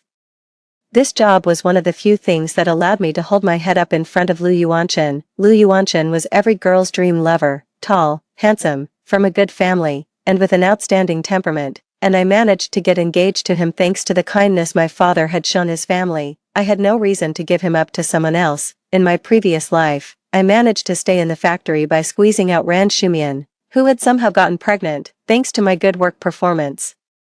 However, from then on, Lu Yuanchen became even colder towards me. Even after we got married under the urging of Uncle Lu, he never spent the night at home and often stayed in the factory dormitory. We never shared a bed except for the night of our wedding when he was drunk. I could only catch a fleeting glimpse of his tall figure when the factory held general staff meetings. 5 years passed like this. And then he suddenly brought back a boy who was over 5 years old. He said the boy was an orphan of a friend. Since we didn't have children of our own, we adopted the boy. I treated the boy as my own and took care of him wholeheartedly. I gave him everything he wanted, all the delicious food and nice things. But his favorite person was still Lu Yuanchen. Every year, he looked forward to going to his father during the summer vacation and traveling with him. Ridiculously, it wasn't until the end of my life that I found out. Over the past 25 years, my husband, who only ever appeared on our marriage certificate, spent all his vacations with Ran Shumian in Guangzhou. It turned out that after being laid off, Ran Shumian caught up with the wave of reform and opening up. Being busy with work, she had no time to take care of the child, so she entrusted the child to Lu Yuanchen, while I was getting up early and going to bed late to take care of their child. They went to many places that I had only seen on TV. They saw the sea together, climbed Mount Tai together, and visited Lingyin Temple together, while my world was always just the factory, home, the assembly line, and the kitchen. It was only about taking care of other people's children and looking after the elderly Uncle Lu. When I saw those photo albums full of memories in Lu Yuanchen's office, I fell ill and could no longer get out of bed. I finally understood what nothing is more sorrowful than the death of the heart meant. I thought that even though Lu Yuanchen was cold to me, he still regarded me as his wife. When he was desperately running around for the factory's performance, I took care of everything at home for him. Surely he would remember my kindness in his heart, even though the neighbors were all sympathizing with me, pitied me, talked about me, taunted me. They said I had a husband but lived as if I didn't. Some people even used me as a negative example to teach their daughters, saying that this was what happened when you were with a man who didn't love you. I never paid attention to these words and never regretted my choices, but at the end of my life, lying in bed, I regretted it. Lu Yuanchen and the child I raised came to visit me. Lu Yuanchen came to fulfill his last obligation as a husband, to prepare for my funeral in advance, and the child I raised asked me softly in my ear, "Mom, where did you put your jewelry and silver dollars?" I endured the pain, opened my cloudy eyes, and squeezed out a hoarse voice from my throat, "Get out, I'm not your mother." He came to see me because he wanted my inheritance. Even if I donated everything, I wouldn't leave him a single cent. As early as the day I was pronounced dead, I had donated all my inheritance, but even so, at the last moment of my life, I still regretted my past decisions. Why was I so obsessed with Lu Yuanchen? He was just a man, not worth sacrificing my otherwise wonderful life. 3. Before I got home, I was stopped by my neighbor, Sister Lu, at the entrance of the alley. Her round face was full of envy. "Xiaomei, you're so lucky. Director Lu carried a TV set home today. Hurry up and go home to have a look." As she spoke, Sister Lu grabbed my arm and pulled me towards the alley. She clearly also wanted to see the TV as soon as possible. I originally wanted to tell her not to follow, because I knew very well the TV would definitely not be at the home where Lu Yuanchen and I lived. When my parents passed away, the factory took back the house, and I had to wait for a new one to be allocated. Because I had nowhere to live, Uncle Lu suggested that I move in with Lu Yuanchen. Looking at Sister Lu's excited eyes, I changed my mind. I let her push me back home. This house had the best layout in the alley, with 2 bedrooms and a living room, spacious and bright. Lu Yuanchen often stayed at the factory and didn't come back every day. At the moment, he wasn't at home, and of course, there was no brand new TV in the living room. Sister Lu looked around and gave me a meaningful look towards the bedroom where I lived. "Xiaomei, is the TV in your room?" Before I could answer, a soft and sweet voice from next door answered Sister Lu, "Brother Yuanchen, you're so kind. With this TV, I can learn English." 4. As soon as Sister Lu heard this, she widened her eyes and dragged me to push open the gate of the next door courtyard. This was the first time I saw Lu Yuanchen after being reborn. He had his back to me, quietly letting Ran Shumian wipe the sweat from his forehead. When she saw me at the door, Ran Shumian withdrew her hand, the corners of her mouth curling slightly. "Sister-in-law is back. Brother Yuanchen gave me a TV. I'll cook tonight to thank you both." Ran Shumian was very beautiful, with snow-white skin and particularly charming eyes. She was wearing a loose light yellow dacron shirt. The collar of the shirt was slightly open, revealing her prominent collarbones, which made people's minds wander. Her limbs were still slender, but her belly was slightly rounded. I didn't respond to her, but Sister Lu couldn't hold back. She pointed at the TV on the table and asked, "Wow. I thought Director Lu bought this precious TV for his fiancée." Lu Yuanchen had already turned around. His gaze towards me was completely indifferent. "What does she need a TV for? Shumian is preparing for the college entrance examination. She needs it more." Ran Shumian looked up at the man in front of her, her eyes burning with passion. Sister Lu looked at me in surprise, her eyes urging me to say something. I looked at the brand new TV and indeed didn't have much desire for it. However, I wasn't going to let Ran Shumian have it so easily either. "Don't I need to take the college entrance examination more? I also need this TV." He knew very well that I would be laid off, so I actually needed the college entrance examination more than Ran Shumian. I looked straight into Lu Yuanchen's eyes, and he guiltily averted his gaze. "Wait a little longer. I'll buy you one when I get my next month's salary." "Do you have any extra TV purchase tickets?" I retorted. Lu Yuanchen opened his mouth but didn't say anything. TV purchase tickets were in short supply. Even if you had money, you couldn't buy a TV without a ticket. Finally, under Ran Shumian's unwilling gaze, with her lower lip tightly bitten, Lu Yuanchen moved the TV back home. "Shumian, leave it to me. I'll get you another one." Ran Shumian saw him to the door and said with a sullen face, "Sister-in-law isn't happy that you gave me something. Don't spend money on me in the future. If I can't get into college, it's just my bad luck." With that, she slammed the courtyard gate shut. When we got home, Lu Yuanchen's face was so gloomy that it seemed like ink could drip from it. "You had to fight for even a TV. Now are you satisfied? I ignored him and focused on the news broadcast on TV. Business opportunities were hidden within. Seeing that I didn't respond, Lu Yuanchen stood in front of the TV, blocking the screen. Now that you've gotten the TV, don't compete with Shumian for the spot to stay in the factory. 5. This sentence finally piqued my interest. I hadn't even confronted him about ordering my layoff, and he brought it up on his own. Then I'd like to ask you, Director Lu, I'm better than Ran Shumian in all assessments. Why should I be the one to be laid off? Lu Yuanchen frowned and shook his head at me. You tell me why. Just because you're engaged to me, if you're laid off, I can support you. Shumian is a woman. And she's pregnant. What would she do if she's laid off? How touching his words were. He could support me, but in fact, with my own abilities, I didn't need anyone to support me. I could be self-sufficient. Yet he stepped in and made me lose my job, forcing me to rely on others. I didn't want to argue with him anymore. It was completely pointless. Seeing that I didn't respond, his furrowed brows relaxed slightly. From next month on, I'll give you half of my salary.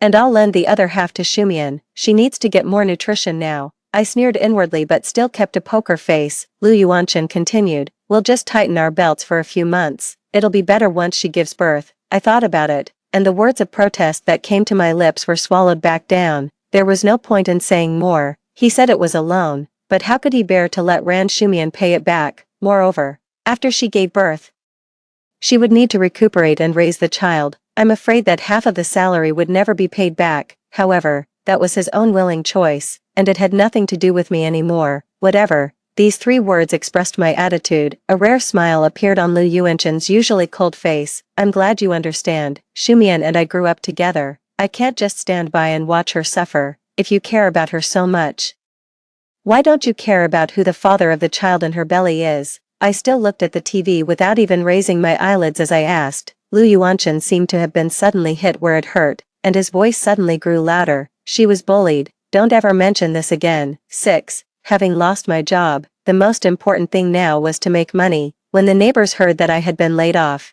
they all came to comfort me. Don't worry, Director Lu can support the family on his own.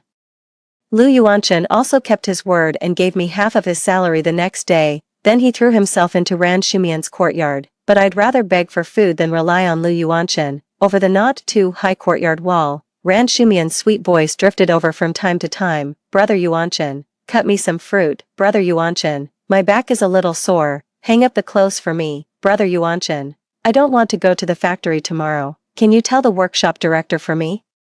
Lu Yuanchen never complained. The sound of his footsteps going in and out of the courtyard could be heard. I ignored it and focused on tidying up my clothes. Once I found a place to live, I would move out of here sooner or later. Seeing the 2 stacks of brand new clothes at the back of the wardrobe, a pang of sadness still welled up in my otherwise calm heart. I had bought all the fabric with my own money and made these clothes for Lu Yuanchen using a sewing machine. I made 1 piece a month.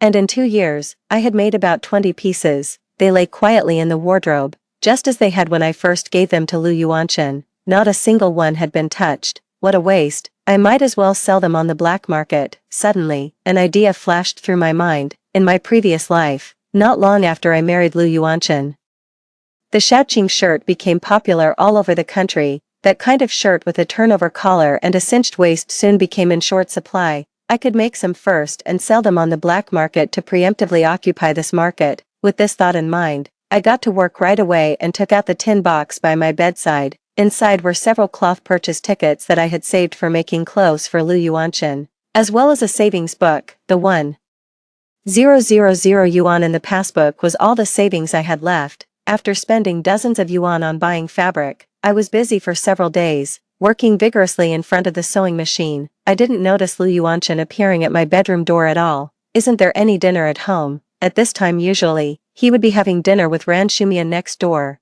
I was busy making clothes and just had a few bites to eat casually. I didn't prepare his meal at all. He looked at the pile of colorful fabrics in front of me with dissatisfaction. Now that you're not working, can't you even cook properly? Suddenly being questioned, I didn't stop my sewing work and retorted, go next door if you want to eat. There's none here. Hearing the bluntness in my words, he was taken aback for a moment, then changed the topic. Aren't you preparing for the college entrance examination? Why do you still have the leisure to make clothes? His tone was reproachful and disdainful. The college entrance examination was just an excuse for me not to give the TV to Ran Shumian for free. in my previous life. I also tried to take the college entrance examination, but I really wasn't cut out for studying. One should have self-awareness. I believed that with my own hands, I wouldn't starve myself. I stopped what I was doing and put a finger to my lips. Shoo, don't you hear? The person next door seems to have fallen. I hope the baby in her belly isn't hurt. Even though it was completely quiet next door, Lu Yuanchen immediately stood up. He listened intently for a moment, then turned and ran out. But after a while, he came back. I couldn't figure out why he kept coming to me today. This would have been impossible in the past. The next moment, he stammered and answered my question. My dad called today, after hearing that you were laid off. He wants me to marry you next month. I had originally planned to go and talk to Uncle Lou about calling off the engagement in person. After a while, unexpectedly, I waited for his urging to get married first. I remained silent, waiting for the conditions he would propose next. Sure enough, he turned his head away and avoided looking into my eyes as he continued, "Can you go and tell my dad that we'll get married next year? I really don't have the time right now." Of course he didn't have the time. He was busy with work every day and also busy taking care of the pregnant woman. He really didn't have time to get married. I nodded. "I'll go and make things clear to Uncle Lou tomorrow." Hearing my answer, Lu Yuanchen seemed to heave a sigh of relief, and the gloom on his face disappeared in an instant. Having settled things with me, he immediately turned and left with brisk steps. Then, the creaking sound of the courtyard door opening and closing came from next door, in the room alone. Under the dim light, I sneered. I would go to see Uncle Lou, however, not to postpone the marriage, but to completely get rid of you. Lu Yuanchen. 7. The next day, I got up before dawn. You had to go early to the black market. It would be too late if you went later. After simply cooking myself a bowl of millet porridge, I carried my bundle on my back. Inside were the more than 20 men's clothes that Lu Yuanchen had never worn, as well as the 10 women's clothes I had just made, before going out. I also put the jade bracelet that the Lu family gave me during the engagement into the bundle. As soon as I opened the door and walked out, I unexpectedly ran into Lu Yuanchen, who had just returned home, unprecedentedly. He was holding a bamboo steamer of buns and a bowl of millet porridge in his hands. When he saw me carrying a bundle and about to go out, he froze in place. "It's so early, where are you going?" I also didn't know what he was doing at home so early. He usually didn't have breakfast with me at home. He always went to eat at Ran Shumian's place, so I just replied indifferently, "I have something to do," and continued walking out. Behind me came the clear sound of the porcelain bowl being placed on the table, and then Lu Yuanchen grabbed my wrist. "What could you possibly have to do so early? Sit down and have breakfast first." Shumian made it early in the morning. I withdrew my hand, which he was gripping tightly, and stubbornly didn't sit down. Seeing that I was still standing, Lu Yuanchen sighed. "I thought about it last night. I'm not relieved leaving you to see my dad alone. Let's go together after breakfast." Subconsciously, I retorted, "What are you not relieved about?" Afraid that I'll change my mind at the last minute, Lu Yuanchen's pupils trembled, and he avoided my gaze as he said softly, "No. I'm worried that you won't be able to find him. I'll take you there." In the past 2 years, I had delivered meals to Uncle Lou countless times. He knew this very well, yet at this moment, he was worried that I wouldn't be able to find the place. Obviously, Ran Shumian had said something to him last night, making him worried that I would change my mind, which was why he wanted to go with me. Seeing that the sky was getting lighter and lighter, I became anxious. Now, I didn't have the time to tangle with him here, so I said expressionlessly, "No need, I'll go by myself. If you're not relieved about me, you can ask your dad yourself after I come back." With that, I strode out of the house without looking back. The person behind me was still shouting, "Aren't you going to have breakfast either?" I ignored him. I wasn't a stray dog on the street. I wouldn't fawn over him just because he threw a bone when he was in a good mood. On the way to the black market, I carefully avoided the early risers and groped my way to the black market trading site. It was a hidden alley that few people came to on ordinary days, but at this moment, there were already several people leaning against the wall, sizing up everyone who stepped into the alley with shrewd eyes. I nervously hugged the bundle in front of my chest. However, an hour later, when the sky began to turn fish belly white, all my nervousness turned into joy. The clothes I brought were sold out quickly. The men's clothes I made for Lu Yuanchen were intended to be sold at a low price, so they were snapped up immediately, and although the beautiful women's clothes were a bit more expensive, they were still very popular. In the end, I earned a total of 150 yuan, which was almost as much as I had saved in half a year. The excitement made me forget the trouble of having to face Uncle Lou soon. It wasn't until I stood in front of his office that my mind started working overtime to organize my words. Uncle Lou was a man who valued friendship and loyalty. He personally arranged this engagement, hoping that Lu Yuanchen and I would be happy. He treated me like his own daughter. Unfortunately, in this life, I didn't want to be his daughter-in-law anymore. 8. I knocked on the office door, and a steady and imposing voice came from inside. "Come in." I pushed the door open and walked in slowly. When Uncle Lou looked up and saw it was me, a smile spread across his wrinkled face. This was the warmest smile I had seen since my parents passed away, but when I explained my intention of calling off the engagement, the smile disappeared and was replaced by extreme anger. Every wrinkle on his serious face was trembling. "This unfilial son, did he send you? He got you laid off and now wants to break off the engagement. Xiaomei, don't worry, I'll make him kneel and apologize to you and marry you immediately." I smiled faintly and shook my head. "Uncle Lou, I don't want to marry him." Uncle Lou was stunned. He couldn't have imagined that I didn't want to marry Lu Yuanchen. It was clear that in his heart, he also thought that I was punching above my weight by marrying Lu Yuanchen. "Xiaomei, are you serious?" I smiled calmly. "I don't want to live here anymore. I want to go and see the South. If I get married, I won't be free." "Uncle Lou, you won't force me to stay, will you?" Uncle Lou looked at me in silence. I hinted doubt in his eyes, but after a moment, he nodded slowly. As if in understanding, I knew very well that if I said it was because of Lu Yuanchen that I wanted to call off the engagement, Uncle Lou would make us get married even if he had to break his son's legs. But if I said it was my own wish not to marry, then he would respect my decision. Seeing Uncle Lou nod, I quickly took out the jade bracelet from the bundle and handed it to him solemnly. "Uncle Lou, I'm returning this bracelet to you. I also have another favor to ask. Can I stay in that house for a while? I'll move out soon. Also, I want to tell him about the broken engagement in person." There was nothing but regret and guilt in Uncle Lou's eyes, and he readily agreed. "All right, don't worry about the house. From now on, it's your home." I smiled faintly and kept silent. How could a place with Lu Yuanchen in it be a home? 9. After a busy day, I got home a little after 8 o'clock. The house was pitch black, while the lights next door were bright.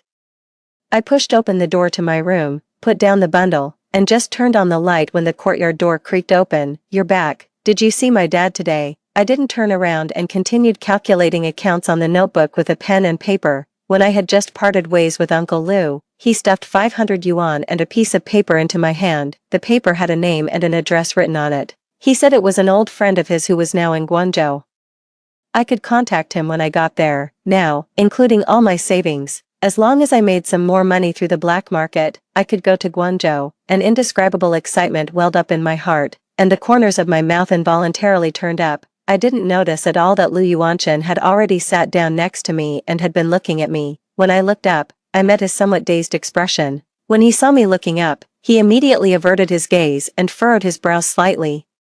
"Didn't you hear what I said? Did you see my dad today?" I said everything that needed to be said. "Your dad agreed," I said indifferently. Lu Yuanchen's expression relaxed a lot, and he nodded. "I'm sorry to have wronged you this time. I'll definitely make it up to you after Shumian gives birth." As soon as he finished speaking, as if on cue, Ran Shumian came in, supporting her waist. When she saw Lu Yuanchen sitting close to me, she immediately pouted. "Brother Yuanchen, why haven't you come back yet?" The word back was really funny. This was originally Lu Yuanchen's home, but he couldn't stay here for long. "Why did you get up? Be careful." Lu Yuanchen stood up to help her. After settling her firmly on the wooden chair padded with a quilt, he sat back on the chair next to me. After sitting down, Ran Shumian looked around the room. When she saw the fabric next to the sewing machine, her eyes lit up. "Sister-in-law, this fabric is so beautiful.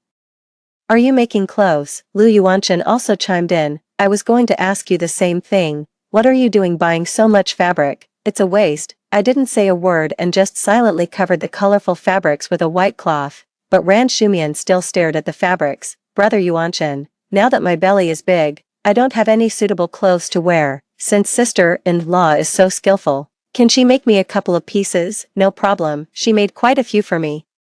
"She can make you a couple of pieces too," Lu Yuanchen agreed readily, then turned back and pressured me with his eyes. "There's a lot of fabric, and you're free now. Just make a few pieces for Shumian on the side." I closed my eyes, feeling extremely annoyed. I had originally wanted to ignore them, but they insisted on provoking me. I didn't pretend anymore and pointed to the door with a cold face. "Take your childhood sweetheart and get out." 10. Lu Yuanchen was stunned.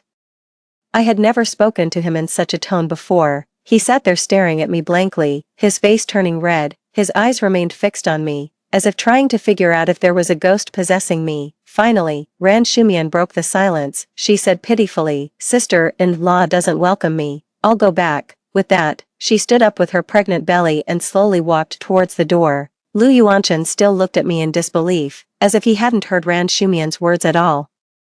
When Ran Shumian reached the door, she looked back and called softly, "Brother Yuanchen." Only then did Lu Yuanchen look at her and casually said, "You go back." Ran Shumian's eyes immediately welled up with tears. She bit her lip, hesitated for a moment, and then left. For a moment, only Lu Yuanchen and I were left in the room. The air seemed to thin out in an instant, making it hard to breathe. Finally, Lu Yuanchen couldn't stand it anymore and sighed, "You're also a woman.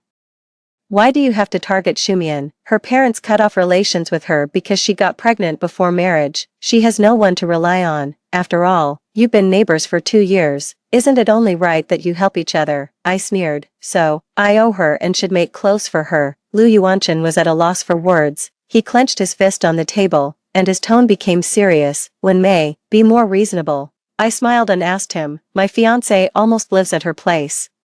Isn't that reasonable enough?" Lu Yuanchen stood up abruptly, his voice several degrees louder. "Our relationship is as pure as that of childhood sweethearts. What do you know?" I sneered. I didn't know and didn't want to know whether their relationship was really that of innocent childhood sweethearts or if they were using that as a cover for something else.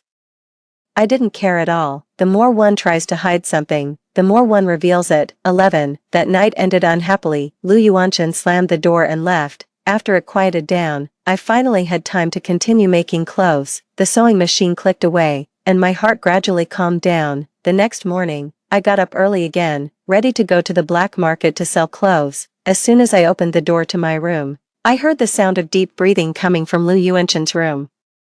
I wondered to myself that although he was so angry last night, he still came back to stay, but it had nothing to do with me, so I went out directly. For the next whole month, I left early in the morning and returned at noon, then spent the afternoons and evenings making clothes in my room. The days passed peacefully and busily. The only unusual thing was that Lu Yuanchen came home more frequently. Sometimes, when he suddenly came back in the evening and saw the empty kitchen, he would even open the door to my room and ask, "Is there no dinner?" And my answer was always to shake my head and tell him to go next door to eat. Every time, it was hard to tell what he was feeling. He would just silently close the door to my room. Several times I thought he had gone next door to be with Ran Shumian, but when I opened the door, he was sitting in the living room, reading a book by the dim light. But I never paid attention to him and just treated him like air. After getting water, I would go back to my room. Ran Shumian made a lot of noise next door several times. Sometimes a bowl would break, and sometimes a flower pot would fall. After Lu Yuanchen rushed over to check, he would come back soon. This made me, who was drying my hair in the living room in my pajamas at the time, extremely embarrassed. I could only return to my room with a cold face.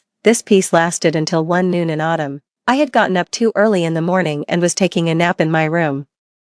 The door of the house was pushed open violently and slammed against the wall with a heavy thud. I was jolted awake from my dream. Lu Yuanchen stormed up to the bedside, grabbed my collar, and yanked me out of bed. "I've been nice to you for a few days, and you're pushing your luck. How dare you hit Shumian's belly?" My mind went blank for a moment, and everything went dark before my eyes. All I could hear was Lu Yuanchen's roar. When the darkness in front of my eyes cleared, I shook off Lu Yuanchen and screamed, "I haven't even seen Ran Shumian today. Where would I have gone to hit her belly?" Lu Yuanchen looked at me with disappointment, his voice harsh, still trying to deny it. "And one next door saw it. You threw a sandbag from our yard into Shumian's yard." My mind went blank, and then I remembered, when I came back from the black market today, I saw a cloth sandbag in the yard. After I picked it up, Ran Shumian's voice happened to float over the courtyard wall. She said she accidentally dropped the sandbag into our yard and asked me to throw it back to her. Without thinking much, I casually tossed the sandbag over the wall and then went back to my room to sleep. When the sandbag was thrown over, I clearly heard the sound of it hitting the ground. There's no way it could have hit Ran Shumian. Gritting my teeth, I enunciated each word sharply. "I didn't do it.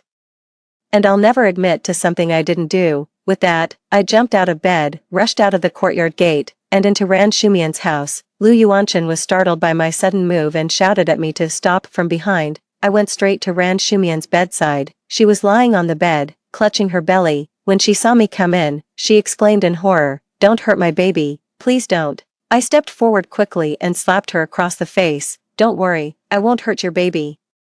I'm just slapping your face." I slapped Ran Shumian twice before Lu Yuanchen rushed in and pulled me away. "Wen Mei, are you crazy? How dare you hit Shumian?" I used all my strength to shake off Lu Yuanchen and sneered at his enraged expression. "If I bully her, I do it openly. Open your eyes and see clearly. These 2 slaps are from me." Lu Yuanchen had never seen me like this before and was stunned in place. He opened his mouth but couldn't say a word. In front of him, I had always been restrained, trying my best to show my best side. In fact, I'm naturally hot-tempered and can't stand being wronged, but in my previous life, I endured so much grievance because of him. In this life, I won't chagrin myself anymore. Ran Shumian was already crying uncontrollably, and red, swollen slap marks were gradually appearing on both sides of her face. Lu Yuanchen quickly hugged her and patted her back to comfort her. "Stop crying, don't get too worked up and harm the baby."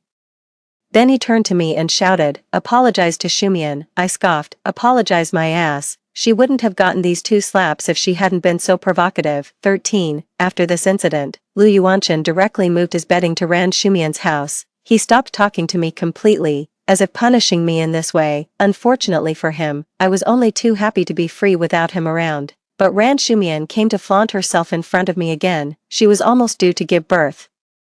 Standing at the door with her big belly sticking out, eating an apple, it was as if she was holding that plate of peeled and sliced apples, specifically waiting for me. "Brother Yuanchen peeled these for me. These 2 slaps were totally worth it." As she spoke, she picked up a piece of apple, popped it into her mouth, and said with satisfaction, "He also said that when the baby is born, he'll be the baby's father." Wen Mei, both his person and his heart are with me now. What can you do to compete with me? After saying that, she looked at me with a smug smile, showing no sign of weakness at all. Only at this moment did I truly realize from the bottom of my heart that in both my past life and this life, it wasn't that I wasn't good enough for Lu Yuanchen. Rather, a man like Lu Yuanchen, who has no sense of boundaries, deserves a woman as low class as Ran Shumian. Thinking of this, I blurted it out, "I'm not competing. Congratulations. You've got yourself a 2-legged man." As for me, I would embrace a much broader world. In the past, when facing Ran Shumian and Lu Yuanchen, I would unconsciously feel inferior. They came from good families and had a higher educational level than me. So, when facing Lu Yuanchen, I always involuntarily myself, and when facing Ran Shumian, I always wanted to prove myself, feeling both inferior and arrogant. It was originally a messy game between the 2 of them.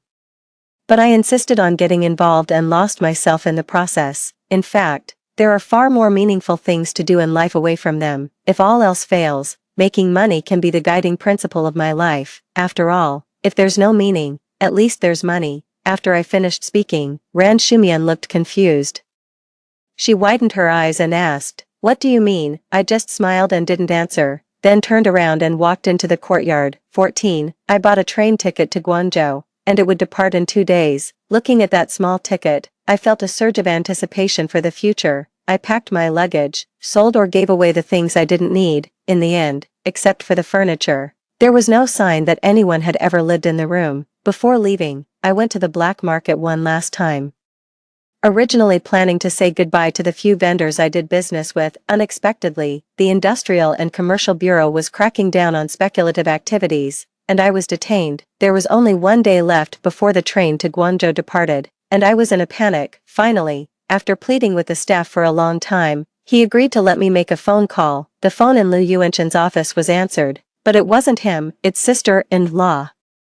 Director Lu received an urgent call this afternoon and rushed to the hospital immediately. "Which hospital?" I asked anxiously. "The second hospital." The second hospital was the best hospital in our area, especially for obstetrics. There was no need for further explanation. I smiled, hung up the phone, feeling ashamed of myself for even thinking of asking him for help. As time passed, one by one, the small vendors who had been brought to the Industrial and Commercial Bureau with me in the morning were picked up by their families. I was the only one left. I could only tell myself, "It's okay, if I miss this train, there will be another one. It's just a few days delay. It's okay." Just when I was on the verge of despair, a familiar voice sounded behind me, steady and solemn. "Xiaomei, what are you doing here?" 15. I was lucky. Uncle Lu happened to be out on business.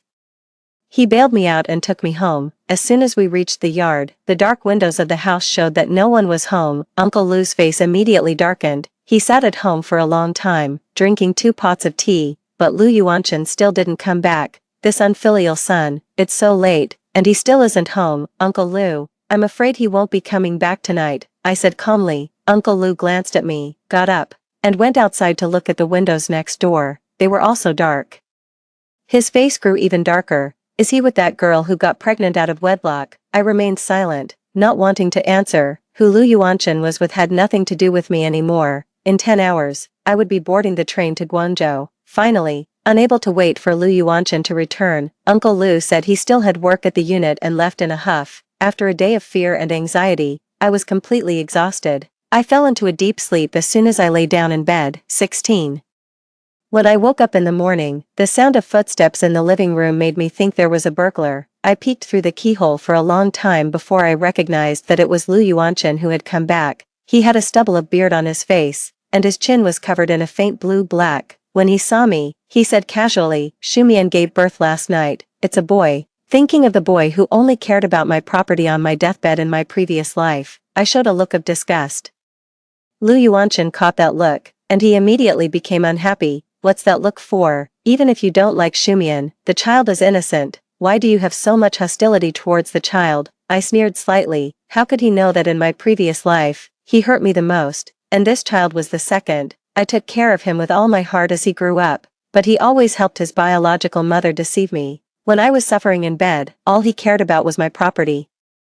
Seeing that I remained silent, Lu Yuanchen stopped asking and softened his tone. "I came back to discuss something with you. After all, Shumian isn't married. How will she get married in the future with a child? After we get married, let's adopt this child." I never expected that just a few hours before I left, I would hear such outrageous words from him. I was so speechless that I opened my mouth but couldn't say a word. Seeing that I didn't respond, Lu Yuanchen added, "As long as you agree, we can get married immediately." I looked into his eyes, which were filled with confidence. It was ridiculous. In his eyes, I would readily accept such an absurd thing just to marry him sooner, as if the goal of my life was simply to marry him. I curled the corners of my mouth slightly and gave him a vague answer. "Let's talk about it later. Ran Shumian needs you right now. Go to the hospital." Lu Yuanchen's eyes lit up, and a smile appeared on his previously stern face. "When May? You're finally being reasonable." 17. As soon as Lu Yuanchen left, I grabbed my luggage and headed straight for the train station. The moment the train started moving, I felt an unprecedented sense of relief and freedom. After a 2-day train journey, I finally arrived in Guangzhou, this hot land. At first, I was unfamiliar with the place, but thanks to the note Uncle Lu gave me, I was able to contact his old friend. That uncle gave me a lot of help, and I gradually got used to life in Guangzhou. When I was working in the factory, I was always on the lookout for business opportunities. At that time, fashionable and high-end women's clothing from abroad was being introduced to the mainland via Hong Kong. Taking advantage of the geographical location, I came into contact with a lot of beautiful women's clothing and earned my first pot of gold. After that, things got easier. I soon became wealthy, set up my own factory, and bought my own house. In the 3rd year after I came to Guangzhou, I wrote a letter to Uncle Lu and enclosed 2,000 yuan to thank him for his help at that time. Just a week later, I received a reply. However, the letter was signed by Lu Yuanchen. "Xiaomei, I'm glad to know that you're doing well in Guangzhou. I've submitted a leave application and am expected to arrive in Guangzhou next month. I'll come to take you home." The rest of the letter was full of trivial nonsense. In both my past and present lives, I never knew that Lu Yuanchen could say such cheesy love words. He said he missed me terribly, day and night, and that my image filled his mind. He said he had made a huge mistake, lost his true love, and now deeply regretted it. He also said he had already cut off all ties with Ran Shumian and was just waiting to take me home. Finally, he said that his only wish now was to find me, marry me, and have children with me. I casually tore up the letter and threw it into the trash. It was all nonsense. Only a fool would believe it. 18. Lu Yuanchen didn't cut off ties with Ran Shumian because he truly wanted to. It was because the biological father of Ran Shumian's child came looking for them. That man was a hooligan. He damaged his genitals in a fight and could no longer have children. That's why he came to Ran Shumian for the child. And it was revealed that she wasn't forced into pregnancy at all. Instead, Ran Shumian had initiated flirting with him, had premarital sex, and then been abandoned. The Ran family cut off relations with her because they were ashamed of her, but Lu Yuanchen foolishly believed that she was an innocent girl. But now, the innocent image of Ran Shumian in Lu Yuanchen's heart had completely shattered. He no longer believed in her. However, Ran Shumian wasn't going to give up easily. She went to see Lu Yuanchen every day, even causing a scene in the factory, creating chaos everywhere. Due to his conduct issues, Lu Yuanchen was removed from his position as director and became an ordinary worker. Ran Shumian spread rumors in the streets and alleys that she and Lu Yuanchen had a sexual relationship, forcing him to marry her. Lu Yuanchen tried his best to clarify, saying he had never touched her. At this time, the neighbors all came forward to speak up.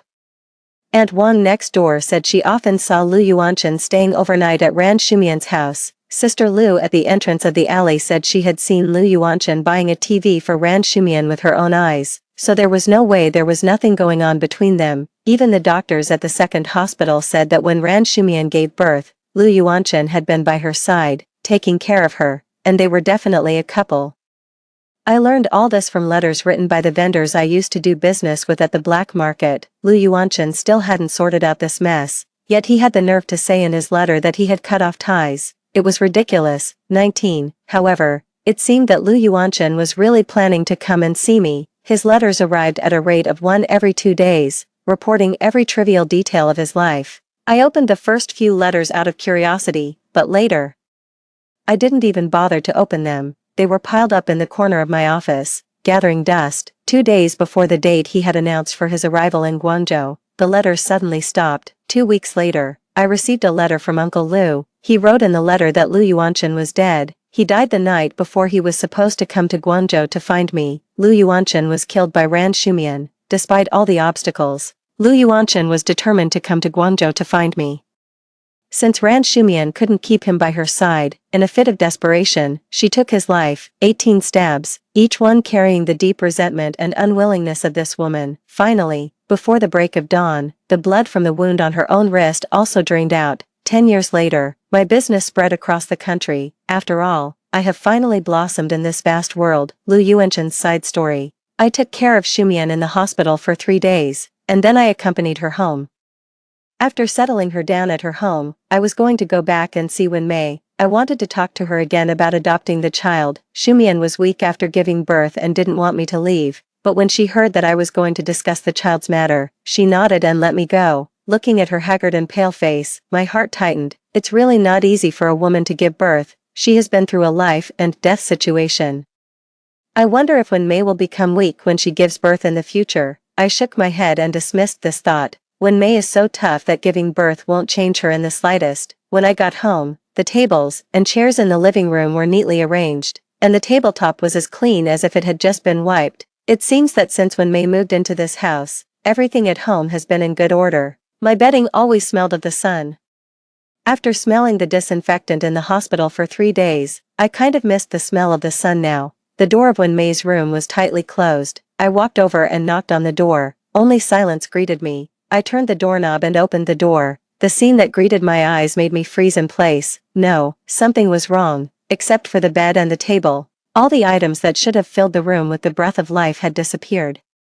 I strode towards the wardrobe and opened it anxiously. It was empty, with nothing inside. She was gone. She left without saying a word, but where could she have gone? I didn't know. I just suddenly felt that it was a bit difficult to breathe, and I couldn't catch my breath. I needed fresh air. I ran all the way to Sister Lu's house at the entrance of the alley and asked anxiously, "Sister Lu, have you seen Xiaomei? All the things in her room are gone."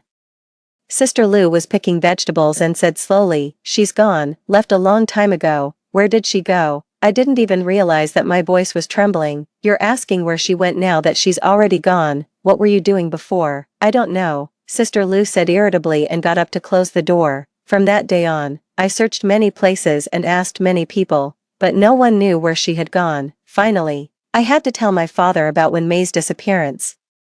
My father made me kneel on the ground and gave me a good beating. That's when I found out that Wen Mei had broken off the engagement with me when she went to see my dad that day. I thought she was looking forward to marrying me, but it turned out that she had planned to break off the engagement with me long ago. I suddenly felt a faint anger. At that moment, I told myself that if she was gone, then so be it. It would be best if she never came back, but I couldn't fall asleep at night.